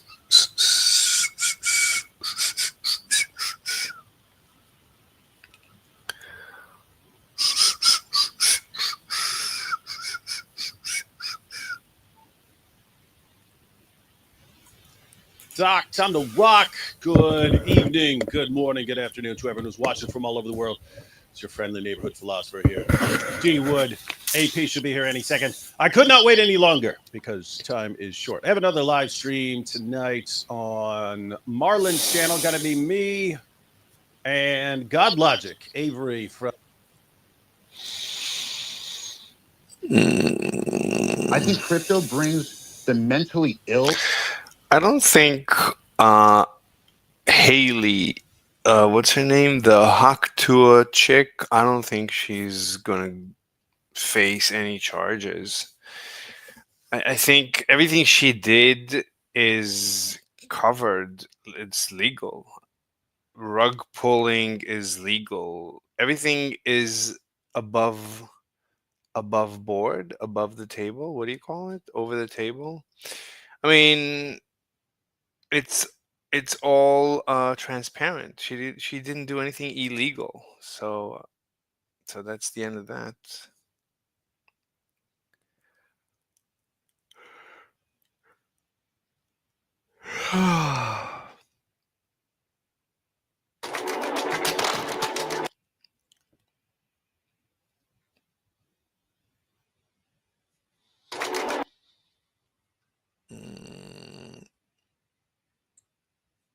I'm being investigated by the ethics committee of one of the major medical societies that I'm a member of. And if it goes poorly, I could lose my license. Shoot. I'm a board certified plastic surgeon who's been in private practice for 20 years. I've been voted one of the top plastic surgeons in the country by various magazines, newspapers, and the people of my local city, Detroit. So I was shocked when I received an email the other day from the ethics committee of one of the major medical societies that I'm a member of. The email said that I'm being investigated for unprofessional conduct. You see, a person went online and lodged an ethics complaint about me. Now, no, he didn't claim that I was harming my patients, nor that I was endangering my patients, or even making bad medical decisions. He claimed that I was promoting violence and misandry towards men. And this was all based on a TikTok video I made. Yes, a TikTok. Let's take a look at it. Oh, oh my God. Sharkeisha! So this obviously humorous video was misinterpreted by a man, so much so that he took it upon himself to lodge a complaint against me, a formal complaint. Now, was the person lodging the complaint a patient of mine? No. Maybe another plastic surgeon? No. Maybe somebody in the medical field? No. He's a dude who works in IT. Well, I'm not privy to the exact machinations of an ethics committee, since honestly I've never had one before. But my understanding is that the head of the ethics committee received the complaint, most likely did some preliminary investigation, and decided that it had enough merit to warrant a full investigation. Wow. Yeah, seriously. Off a TikTok video. Well, my case has been assigned to another plastic surgeon who will investigate it and report back to the committee or the committee chair about what he thinks should happen next. Wow. I could get publicly or privately censured by my society. And essentially, this is a public or private declaration by the society that I did something very, very bad. I could have my membership put on probation, and I could even get kicked out of the society. And if that occurs, they would then send notice to the American Board of Plastic Surgery, which could then make the decision to revoke my board certification if they decide that it's warranted. Now, if I lose my board certification, I could lose my hospital and my OR privileges, and it's possible that I would not be allowed to operate anymore. And I mean, yeah, this is pretty scary since this is my livelihood. So after getting this email from the ethics committee notifying me of my investigation, what did I do? Did I cry on my little dog's shoulder? Did I jump up and down and curse the society to hell? Well, no. I did what you probably would expect me to do. I made a TikTok and a reel about it, of course. Now, honestly, I didn't know where to turn, so I turned to my followers and my friends to let them know what was going on. I explained everything you just heard, and I tell you, the response was massive. The videos went viral, reaching... I mean, I understand how you feel, but if you would have done the same, pretending to slap a woman, I think you'd be in much deeper trouble. So the fact that you're making fun of this, I understand how you feel. In general, men are disposable. And I understand how that guy that filed the complaint feels, and I understand how everyone feels. I don't know what to say. Um, I don't know what to tell you. I don't know what to tell you. I mean, especially because he's Asian. Dr. Yoon is Asian, and Asians are, in general, chauvinistic. So I don't know what to tell you, but reaching over 6. We have to, as a society, we have to deal with violence against men. Men are the victims of violence much more than women. And you making fun of it, it is an issue. We should make fun of it. Like if a guy says to a woman, to his girl, that he wants her to look good in a bikini, and you slap him, why? Why would you slap him? Like, I worship beautiful women, but that's the most beautiful thing to say to a woman. I would like you to look good in a bikini. Well, there's nothing wrong with that.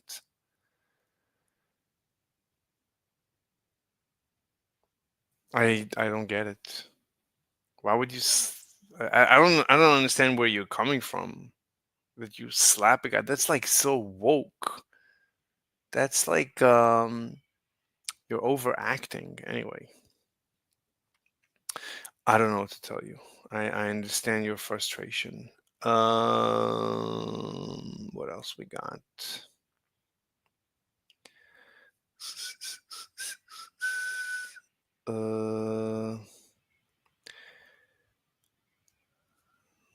What else? You denied our slurp insurance, screamed the What? You denied our slurp insurance, screamed the Tilted City Fragger as he one-pumped the IGL of United Slurp Care. You guys know how I'm always, and I mean always, saying I'm not going to get into politics. I don't like getting political. That's done and over with now. We're going to get so political. Let's talk about war. I kid. Now, truth be told, I care very little about politics, let alone American politics, because I'm not American. Okay. Because I'm not Naked man beaten by home invader charged due to delay between gunshots.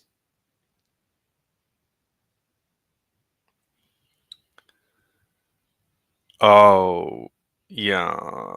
So you executed him, I guess. That's the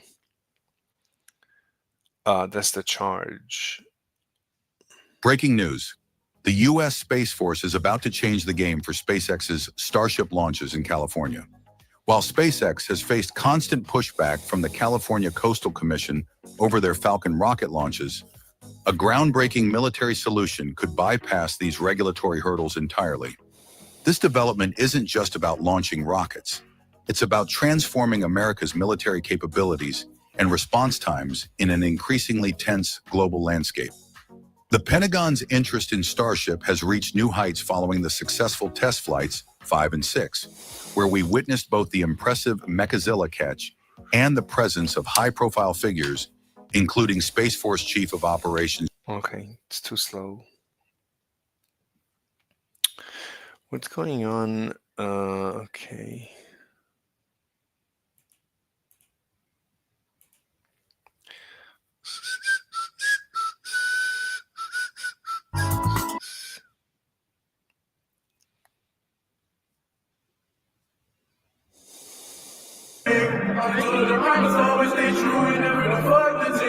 I know she probably think I'm crazy because I'm always saying that. But my ex, she did me dirty once I got my heart attached. And I'm steady bumping fans because they help me to. What in the world? This looks like something out of Idiocracy. This is a rap concert where they have brought out the Netflix rendition of. You lie so much, I don't know what to believe what comes out your mouth. Don't mistake mom for a character witness. So they catch this guy, right? And he has Monopoly money in the bag. Absolute fucking cinema. This is the guy that everybody is saying shot him. We don't know whether it's true or not. It's all... You lie. Something is happening in this country that I did not think was even possible. Americans are waking up and finally becoming class conscious. And the propaganda that once suppressed this awakening for... This is me subjecting my body to science. Oh my gosh. By letting a bed bug eat me. That's my blood. Because for 4 years now, I've been wanting to make this exact video. Oh.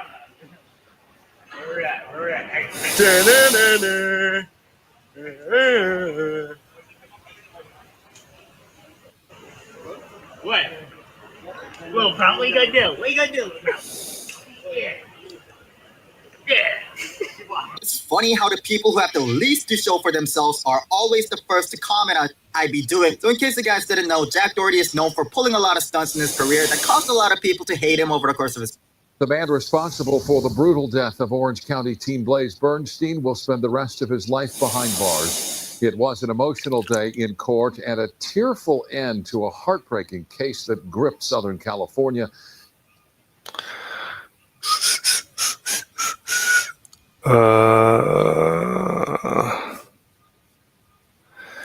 Humpback shuttle.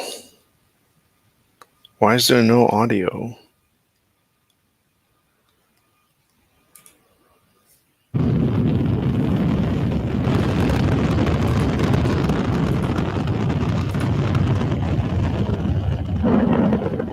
Seconds into the flight.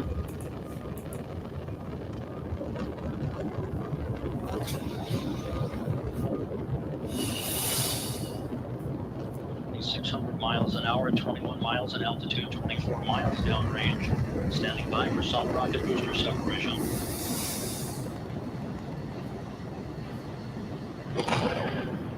officer confirms staging of the solid rocket booster separation. Guidance now converging. The main engine steering the shuttle on a pinpoint path to its preliminary orbit. Okay, very nice. Wait, what's going on? I lost my place again? No shot. They're using this as the thumbnail on the Fox News channel with 12 million subscribers. Luigi Mangioni alleged manifesto. To the feds, I'll keep this short because I do respect what you do for our country. To save you a lengthy investigation, I state plainly that I wasn't working with anyone. This was fairly trivial. Some elementary social engineering, basic CAD, a lot of patience. What?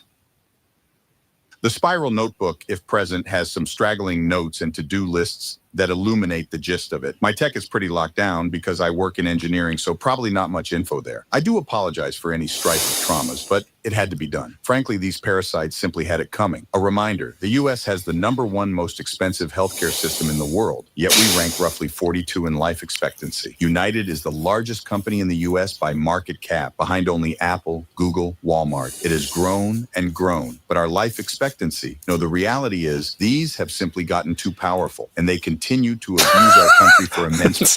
It's like a joke. Jesus Christ. It's like something out of Richard Wolff's speech. I can hear Richard Wolff saying this. Who else would say? I mean, any Marxist. Like any Marxist youngster, the young kids on Discord.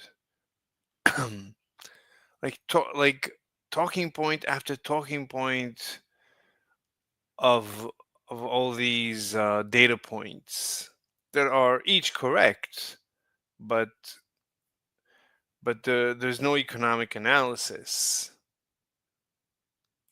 Profit because the American public has allowed them to get away with it. Obviously, the problem is more complex, but I do not have space. And frankly, I do not pretend to be the most qualified person to lay out the full argument. But Wait, so you're gonna take action without a full analysis?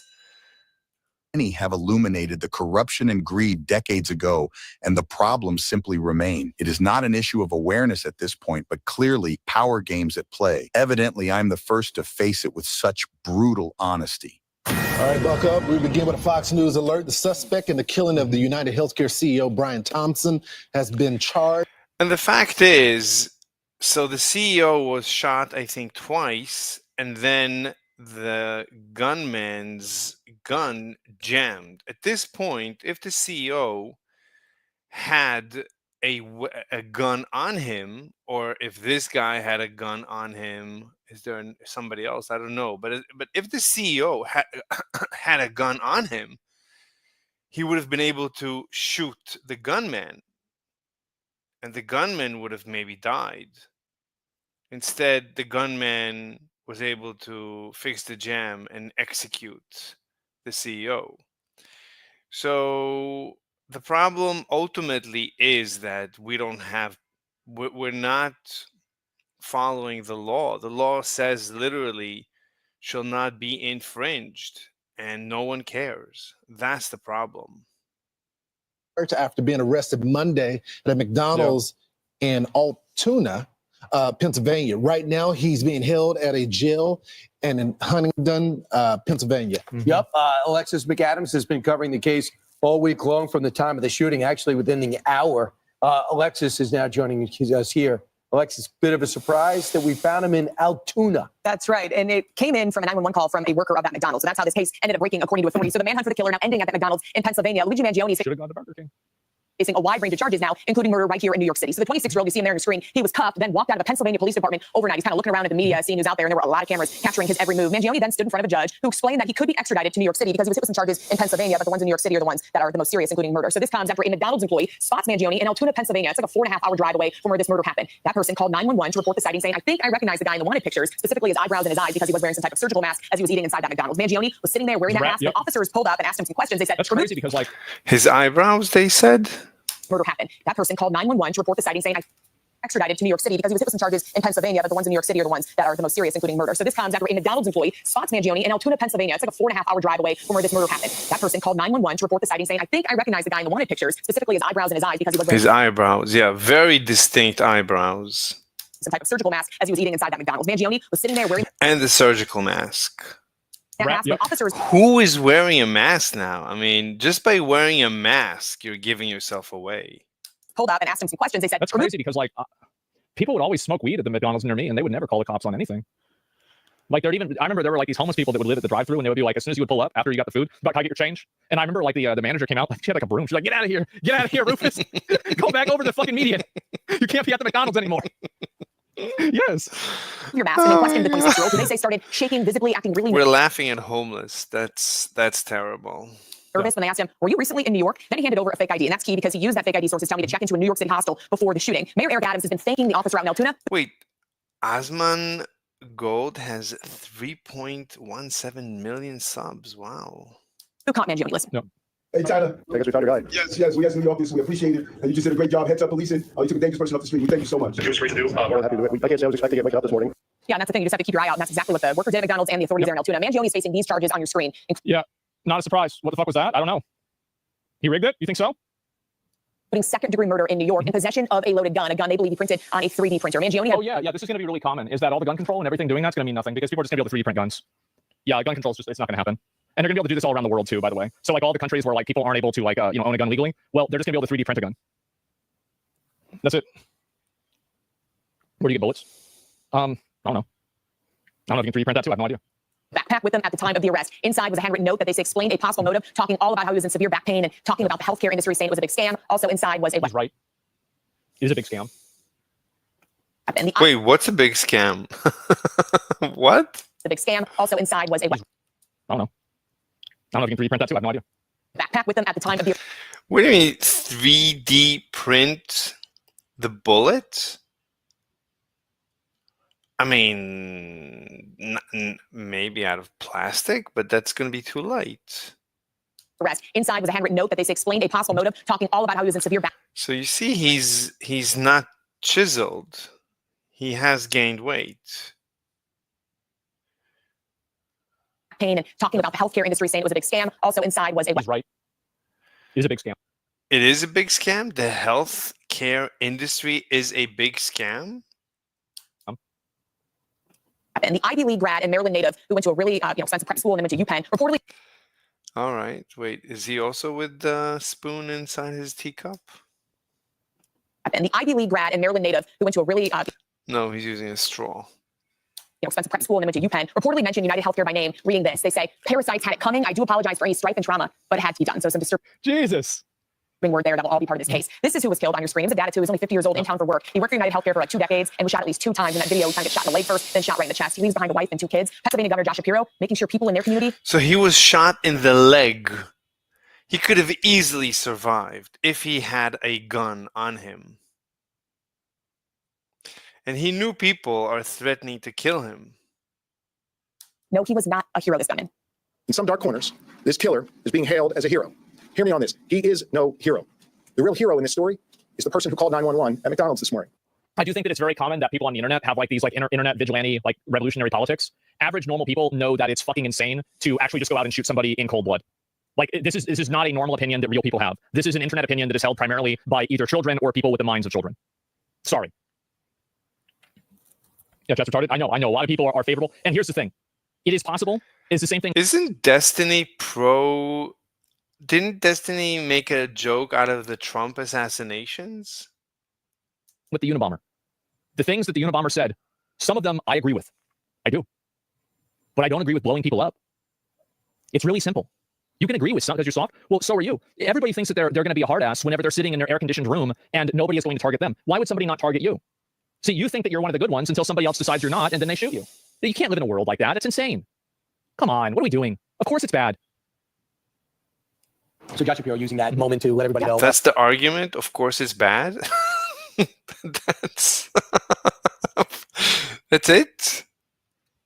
How he personally felt about some of the abhorrent behavior of people who thought this guy was anything but a murderer. Well, let's focus on the manifesto if we can. Handwritten, 2.5. That's why 3.17 million people subscribers follow you to hear, of course, it's bad? That's your analysis?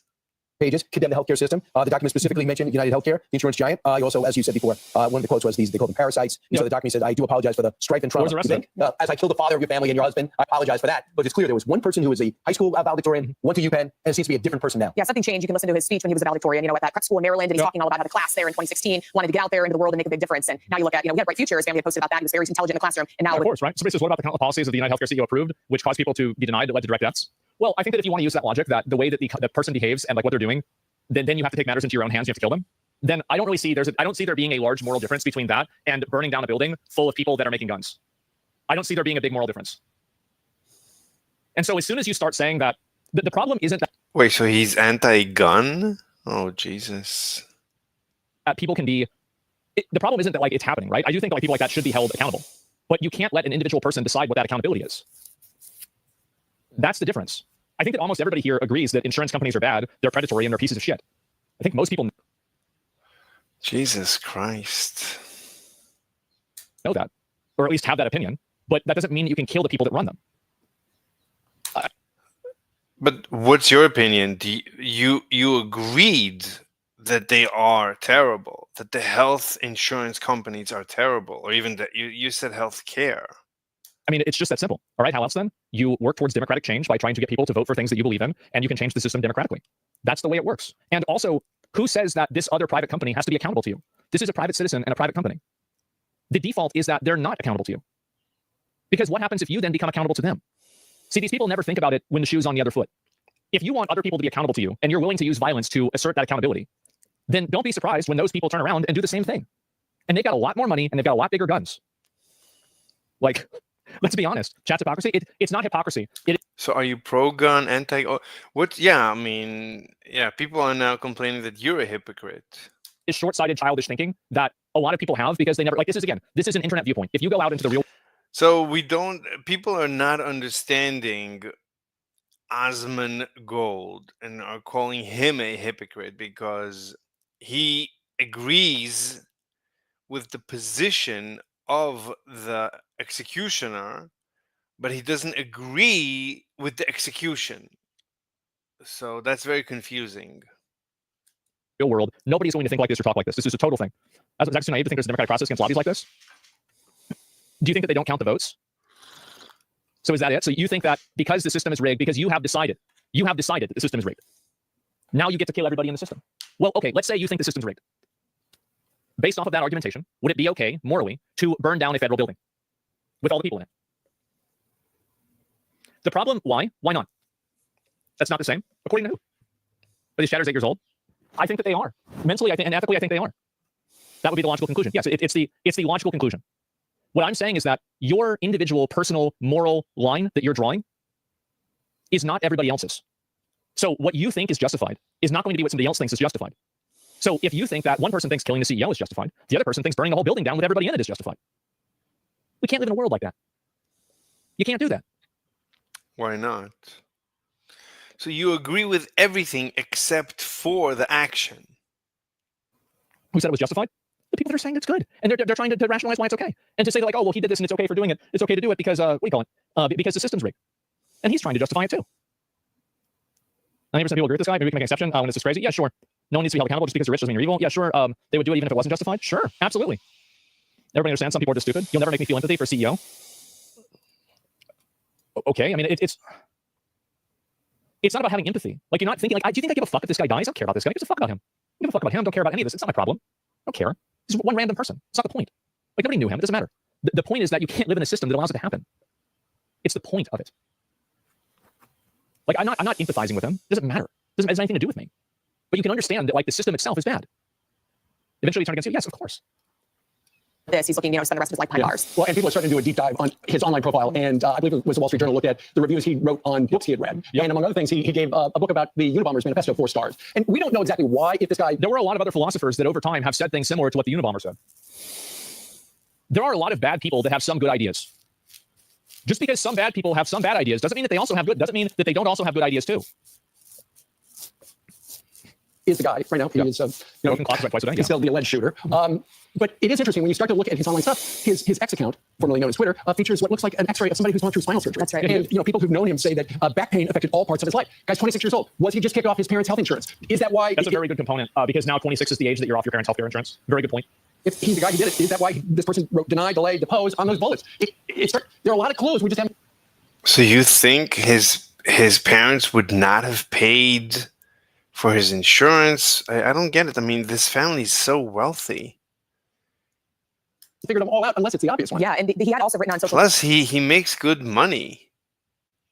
media and in some of these other things in the manifesto about how he was in severe pain. He used to be a really good soccer player, some of his friends had said in high school, and he was very active when he lived in Hawaii. He was always hiking and doing all these things, and then he kept talking about how his back hurt so bad from whatever had happened to him. I don't know, type of injury, and how the hospital, it wasn't the doctor's fault, he kept saying, but they would deny his claims. So yeah, the insurance company. So we're gonna have to see, what happened here. But I think it's so disturbing that so many people, like you guys mentioned, are cheering on the gunman and saying that he did. There's not that many people that really think that. It's just a very small subset of people that are terminally online. Average people don't think like that. It's insane to think like that. Yeah, it's a very, very small percentage. It's just I'm not worried about that. As someone I cover crime, you've covered crime for years. It's not only that there are people that are celebrating this guy, but it's also his plight. People being upset with the healthcare. Well, I think a lot of people can relate to him, right? It's very obvious that they do, and it makes sense. And the thing is that, do a poll? Poll it. Why would I poll it? Poll it for what? I would poll people on the internet to say that people on the internet think something is stupid. Why would I do a poll? Are y'all retarded? What I'm saying is that most people that are not terminally online think this is disgusting and psychotic, and they think that it's bad. Normal people don't think this is good. This is only an opinion that people have on the internet. I'm sorry. How do you know that? And why? It's like, why? I'm not. I don't understand. Why would you even say that? Really strange. Really strange. So this guy seems to be an extreme leftist. So his audience are extreme leftists. And he is finding himself, much like Destiny now, basically disagreeing with his audience, who are basically Marxists. And he is a Marxist too. But they're saying, okay, let's act upon our Marxism. So let's execute CEOs. But this guy is a multimillionaire, Osmond Gold. He knows that he's next. So he doesn't like that. He doesn't want to execute rich people. He doesn't want to act on his virtue signaling. It's a vast majority of people. Yeah, it's not even a question. And let's see. What was I saying before? It was wrestling? Sorry, I got distracted. This guy. But it's also his plight. Of course people can relate to it. A lot of people have healthcare insecurity. That's it. It's American psycho behavior. You'd be surprised. I think you'd be surprised, to be honest. Maybe I'm wrong. I think that a lot of people don't understand what... I think that most people... This is something that I've learned, is that most people are really stupid. And because they're really stupid, they can't process a second-order effect of their actions. So people can usually process an effect of their actions and what that action is going to do. But they very rarely can process the idea of what will happen as the reaction of their reaction.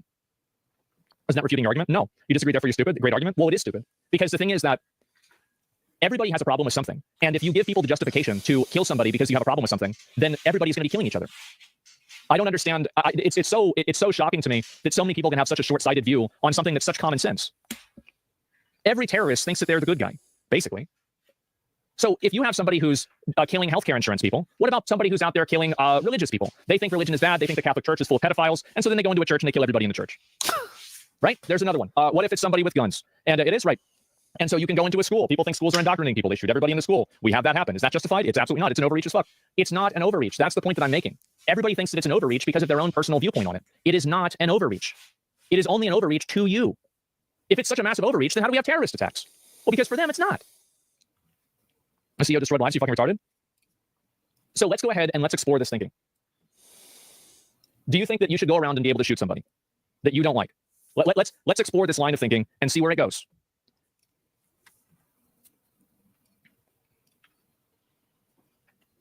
Yeah. Legally, no, never. Yeah, sure. Well, I'll give him a minute. We'll see what he says. He's going to roach out. So the CEO denies people health insurance to scoff at profits? Okay. So you think that... Do you think that anybody who denies healthcare should be killed? Anybody who denies... So is that how you think? They deserve what's coming? No, very simple question. Anybody who denies healthcare should be killed. It's reductive. This is the problem that I think a lot of people have.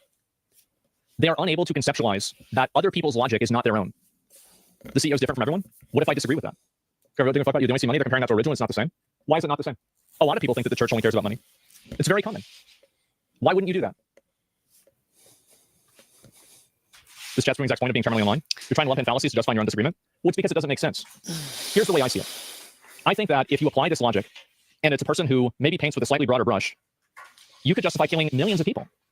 It's not a fallacy. Yeah, it's not a fallacy. The thing is that if you yeah. So why is this not the same thing? My guy needs to get some sun outside. You're confusing that most people see themselves as a group when they are against the insurance companies. Most people see themselves as a group when they're against the insurance companies. Oh, I think that they do. Absolutely. But why not just go burn them down? Why not burn down the insurance company building? Why? 1 second.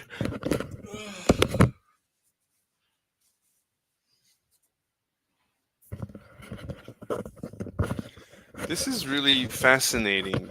With both Destiny, I think any leftist with an audience is going to find themselves now in a dilemma. How do you agree with Luigi on everything, but you disagree with Luigi on the action? How is that possible? Why not?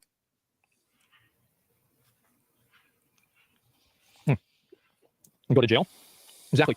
Watch out. There's no logic to this. Someone's religion isn't preventing their back surgery. Unlike the healthcare that people get rich via illness, a lot of people's religion does prevent surgery, such as abortion. So a lot of people agree with Luigi, but don't act on it. So now that Luigi acted on it, a lot of people are very happy. This is great. This should, right? Because people keep complaining that the health insurance is so evil and stuff like that. I don't even know what the complaint is. I mean, health insurance is just insurance. So what do you complain? I don't understand the complaint. But let's say, I mean, none of this makes any sense. Obviously, I understand the frustrations of people. I mean, we know socialism doesn't work, and the health care system in America, like a lot of systems in America and in the West, is basically socialized. American health system is basically social. It's socialized. I mean, it's so regulated. It's basically, it's not free. There's no economic freedom. I cannot go to anyone of my choosing to have a medical procedure. That person needs to have a government certificate. And it's all government controlled. So this is socialism. Socialism doesn't work, and that's the answer. But people don't know this. People don't know these things. So they think that it's corruption and parasites. So people are upset, and they're upset at someone. So they think they're gonna kill that someone, and the problem will be fixed, or they're gonna use violence to fix the problem, because the problem is corruption. So, right, this is socialism. Socialism. You think you're going to use force against corruption. You think. But, against force, there's just more force. It's a race to the bottom of using force. And it ends in North Korea.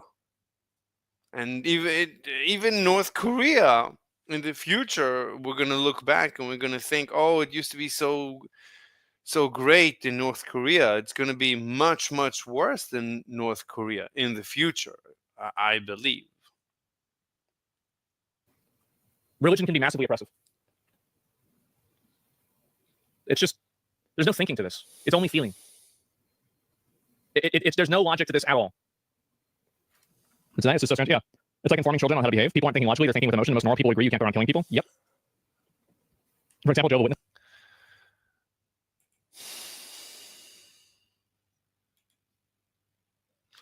Violence is based as fuck.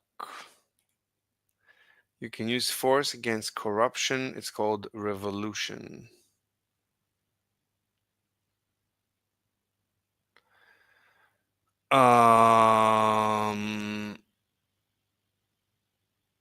You can use force. You can do anything you want. You're a free person. You can do whatever you want.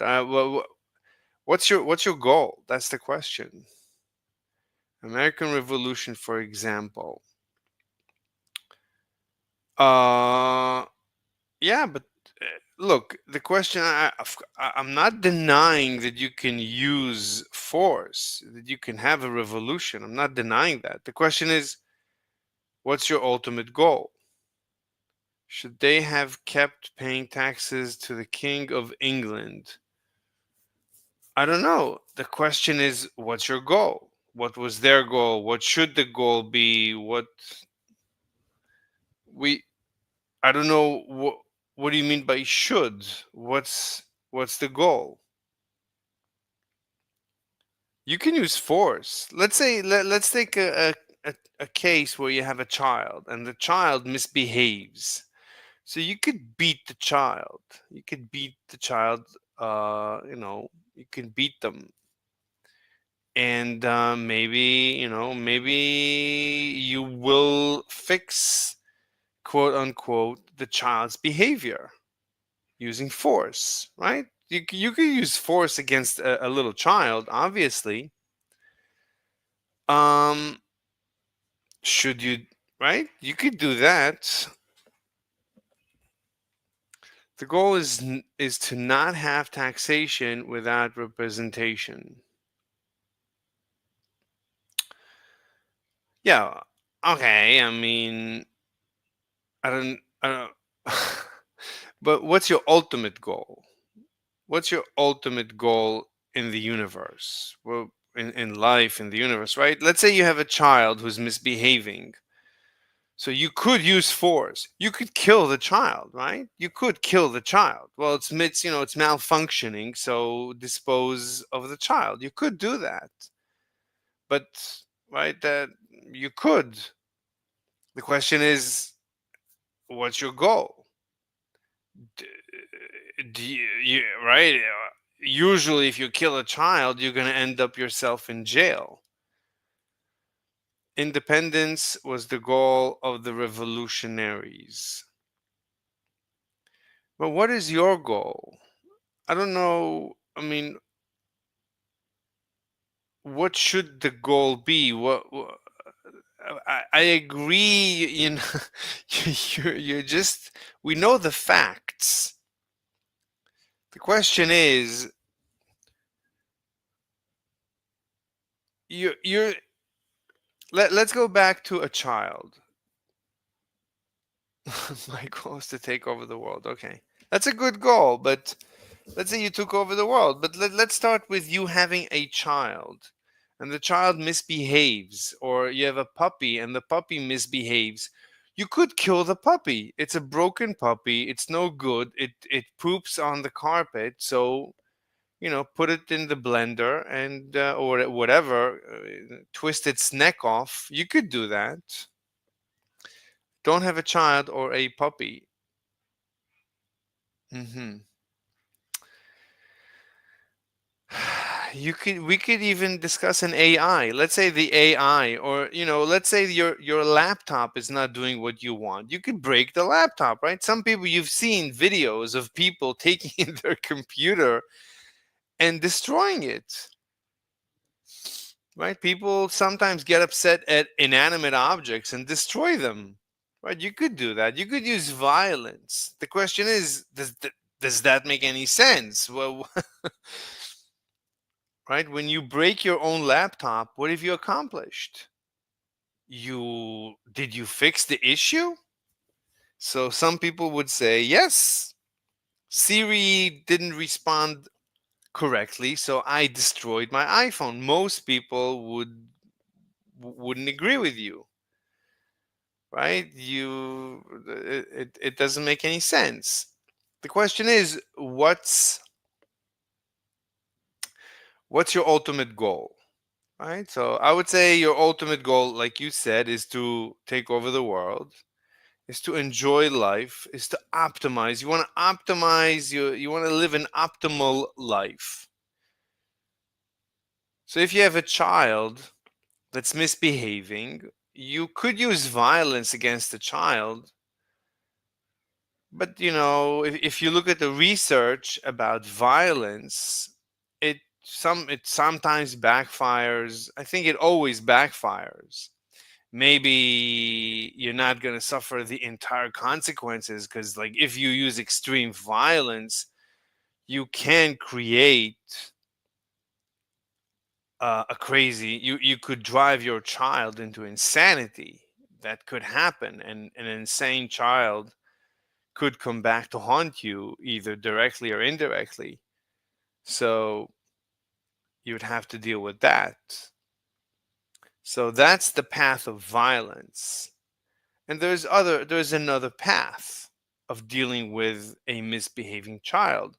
You could sit and think, why is my child misbehaving? Well, or you could ask the child.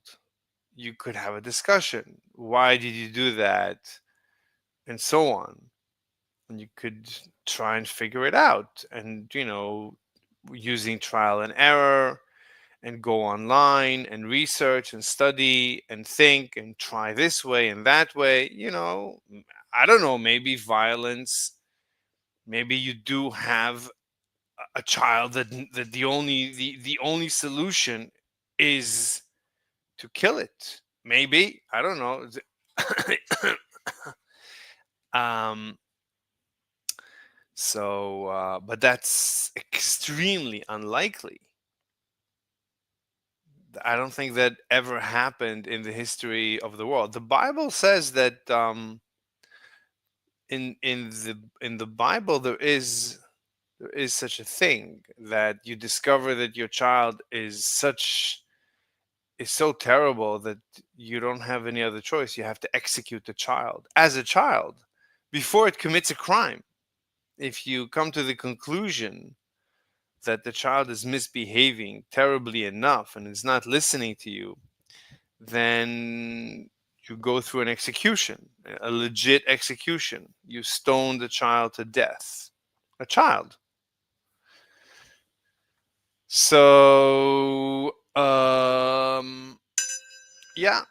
But in general, I've discovered that the optimal solution is not violence. The optimal solution is to rethink and to negotiate, and yeah. Anyway, in reference to Luigi, so the problem is not the health insurance system or the healthcare system. The problem is government. The problem is socialism. The problem is the lack of economic freedom when it comes to the health care system. That's the problem. Like, everybody's happy with the technology, with Siri and with the iPhone and Starbucks and shopping centers and the food and restaurants. Everybody's, you're happy with it. Why? Because the prices are, affordable in general, and what you're getting in return is pretty terrific. Like, you pay for an iPhone, let's say about $1,000, and you can use it for a couple of years, and it's amazing. It's an amazing, amazing, amazing piece of equipment. And the same goes for your laptop and for, I guess, your apartment and stuff like that. But when it comes to the health system, people are in general less happy. Why is that? Well, so one analysis says, well, the tech industry is much less regulated than the health industry. So the more regulated the system is, the more terrible it is. So the health system is very regulated. So that's why it's terrible. People feel that it can be much better compared to the iPhone. People look at the iPhone and they say, for a couple of dollars a month, I'm getting something so terrific. Why can I not reproduce this terrificness when it comes to my health? To my health. Why am I paying so much and getting so little in return? Right? An American pays, I would say, around $1,000 a month for nothing for health insurance.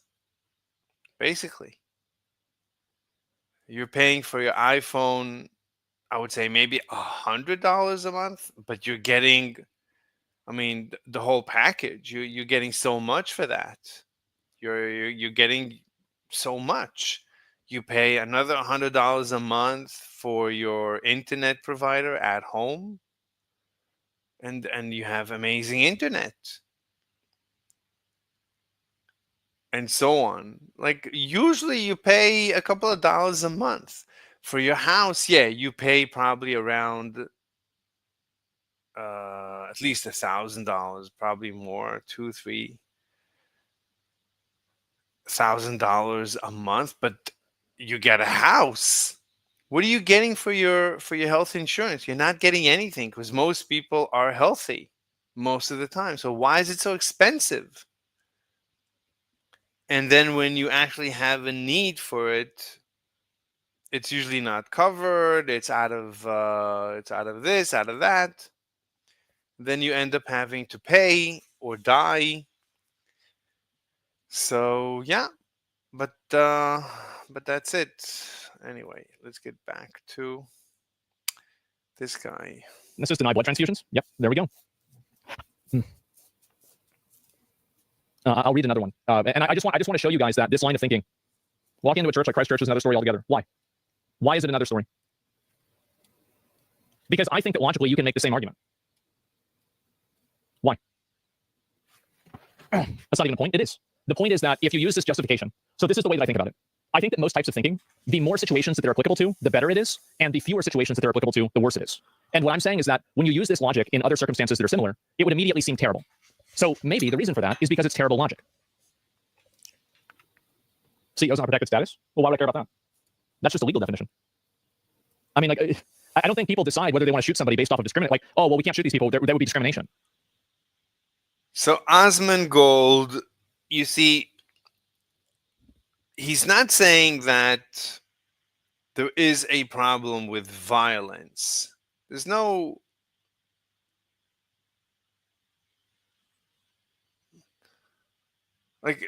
I don't understand his analysis. You're arguing with incomplete logic? Well, there's no logic at all to this at all. Religion is a choice. Insurance claim denial is not. You do choose to get United Healthcare insurance, and people choose what insurance they have. They absolutely do. I can charge you. Okay, so let's see. You just find one violent murder on camera as opposed to tens of thousands of silent murders.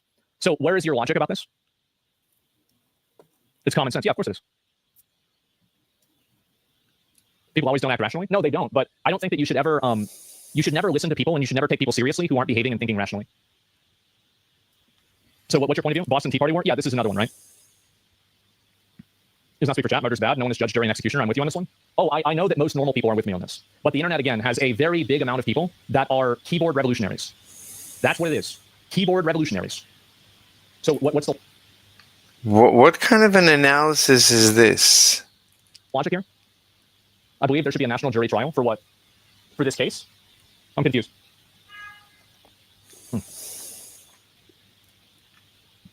The government police don't help people. They just fuck with us constantly. They should fear the people. So what happens? So based off of that logic, wouldn't it be okay to kill police officers? If you think that this is okay, wouldn't it be good for you to kill police officers? I mean, just say it. If that's what you think, just say it. Because this is where the logic goes. We're getting somewhere. Yeah, just say it. Let's say they say yes. Okay. I'm not following this conversation. Anyway, okay, I think we're done. I don't think there's anything else we can say about this. Hey guys, so today I am going to talk about Talk Tua, which is Haley Welsh's Hawk Tua. Spit on that thing, right? I have no idea why it made her so famous. I think a lot of people are confused about that. It's mildly funny, but not funny enough to scam your fan base on a meme coin. That being said, she is getting ratioed. Why do they call it a meme coin? What does that even mean? And this is probably the type of justice for somebody who came out of nowhere making minimal. Everyone came out of nowhere making minimal wage before they became somebody. This is probably the type of justice for somebody who came out of nowhere making minimal wage, getting Mark Cuban on the podcast, getting some massive names, and then nada. This will probably end her. You look at the ratio, that 1.7K was before the controversy. That 30K, 30,000 people disliking a video is a lot of people disliking a video. That 30,000, let's call them haters, they're going to stick to her much, much closer than the 1.7 people who appreciate her podcast. Now,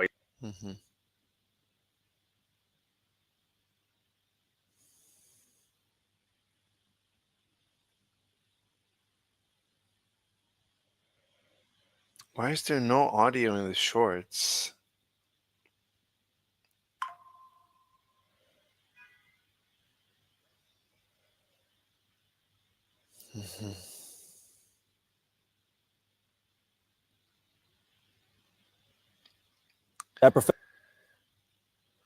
My fans love to see me suffer, so I just do things.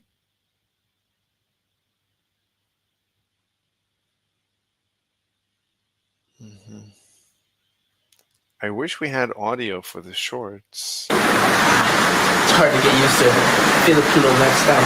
It's crazy. An American vlogger who decided to document his move to the Philippines reportedly was kidnapped in one of the country's most dangerous regions, and now, according to authorities, he is believed to be dead. We're digging into how an honest attempt to make it in a new place turned into a tragedy. Welcome to Sidebar, presented by Law and Crime. Jesse Weber. Fuck you! I'm getting here! No one is buying our stupid block coin. Good luck trying to sue anyone sped by. I'll kick him! Hey! Look at who has ever gotten a huge meme coin tattoo of their own meme coin. Maybe we can pump up Chill Guy, and Chill Guy can pump us up. The killer of the murderer of the United Healthcare CEO, it appears that he has been apprehended.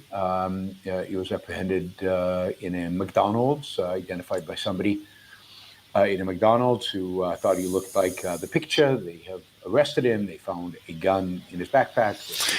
So he eats at McDonald's. Interesting. That looks like the gun that was used. It actually looks like they have their man, and his name is Luigi Mangioni, but he, for all account, he is not a mafia hitman. He is. We don't know yet exactly his motives and everything else, but here's a guy who seems to have been sympathetic to the Unabomber. He seems to have been motivated in his murder of the United Healthcare CEO, not by any particular insurance issue, although we'll see. Maybe we'll still find something. But it at least appears, as of now, that he might just have been motivated by a kind of a leftist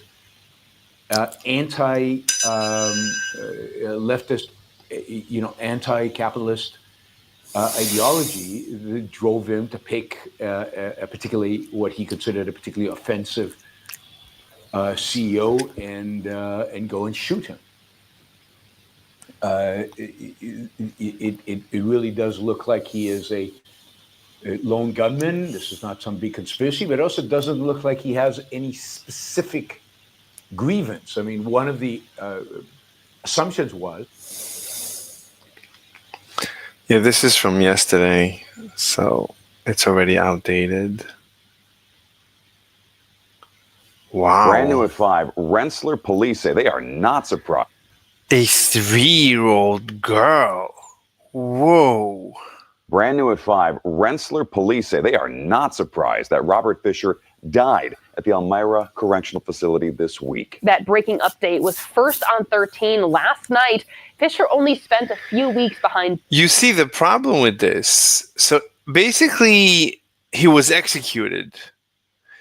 So what message are you sending to the next person who's going to commit this crime? You're telling him to also murder, right? Because and dispose of the body, like that's the problem. The Bible says that if you have a person committing rape, then his punishment is to marry the girl that he raped. That's his punishment. And people say, what kind of punishment is that? Shouldn't you execute him? Well, let's think through that. If you punish him, if you execute a rapist, what are you telling him? You're telling him, we're going to kill you, so you might as well kill her. Rape and murder the girl, because if you only rape her and you leave her to live, then she's going to testify against you. She's going to be the evidence. So just rape. If you rape, then you might as well also murder. And that's the message you're sending by allowing this guy to be murdered behind bars. The next guy who's going to want to rape is going to think through, oh, I raped. Oh, let's see what's going to happen to me now. Oh, now I'm going to be murdered. Well, my life is over either way, so I might as well I might as well murder the girl that I just raped. So you're condemning every rape victim to murder, to be murdered, to death. That's the problem. If you think, I know that you want to seek revenge against someone who did something so terrible. I understand, but you have to think through the incentive system. There's nothing we can do. I don't know what else to do. So you actually cannot punish these people, unfortunately. I mean, what you should do is just have him pay. Just pay for the damages. That's it. In the old times, you marry the girl. And you can never divorce her. Now you're stuck with her. You have to forever live with her and pay for her. That's it. You have a wife. Congratulations. So if you want a wife, you can just go and rape someone. Yeah, you could do that. That's why every girl should always carry a gun.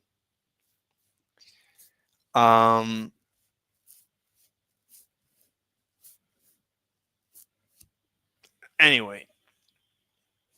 Behind bars after he was just convicted of murdering and raping little Josephina Cunningham. She was just 3 years old. News Channel 13's Tessa Ventulin is now here live with us to share what police told her today. Tessa. Hi, Rachel and Steve. Well, the Rensselaer police chief says they were informed about Fisher's... Oh, he killed her. Killed 3-year-old girl. No, he's dead. He just raped her. Death, but they're in the dark when it comes to how... Let me see. Death, but they're in the dark when it comes to how Fisher died. That's being investigated by the department. Bars after he was just convicted of murdering and raping little Josephina Cunningham. He was convicted for murdering, right? Just 3 years old. News Channel 13's Tessa Ventulin is now here live with us to share what police told her. Well, once he murdered her, then you need to execute him, obviously. He should have been executed. Today, Tessa. Hi, Rachel and Steve. Well, the Rensselaer police chief says they were informed about Fisher's death, but they're in the dark when it comes to how Fisher died. That's being investigated by the Department of Corrections and Community Services. Police Chief Warren Van McGlady says it's a difficult situation for everybody involved because of the trauma this horrific death has for the family and the investigators who worked closely on this case. Hearing about Fisher's death brings that trauma back for so many. Fisher's death comes 6 weeks after he was just sentenced to 20 years to life in prison for Josephina Cunningham's death. Just 20? He raped and murdered? Jesus Christ. Jesus Christ. Wow.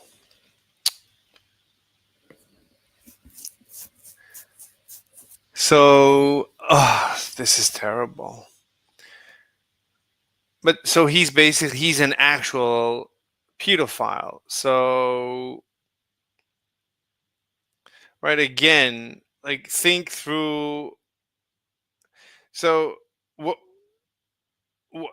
I mean, as far as I know, if you would have given this guy a puppet, a doll, a sex doll that is of a little girl, would he have instead banged that instead of the little girl, and then we would have saved this little girl from being raped and murdered? So the next time that you're condemning men for being pedophiles, think of what you're doing. You're pushing them to actually commit rape and murder. Because if society would be more accepting of pedophiles and allow them to actually have toys and live their pedophilic fantasies, then you'd actually be saving little girls' lives. And if you're against that, then you're actually causing the death of little girls. But most people who are against pedophiles, they don't care about the girls. They just want a virtuous signal. Oh, pedophilia, that's yeah, you shouldn't have toys. You're a pedophile. You should not have toys. You should not have a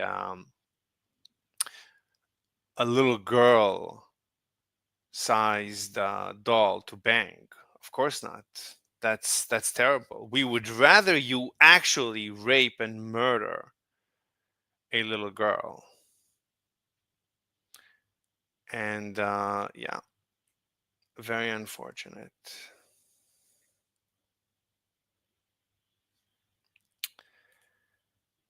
Anyway,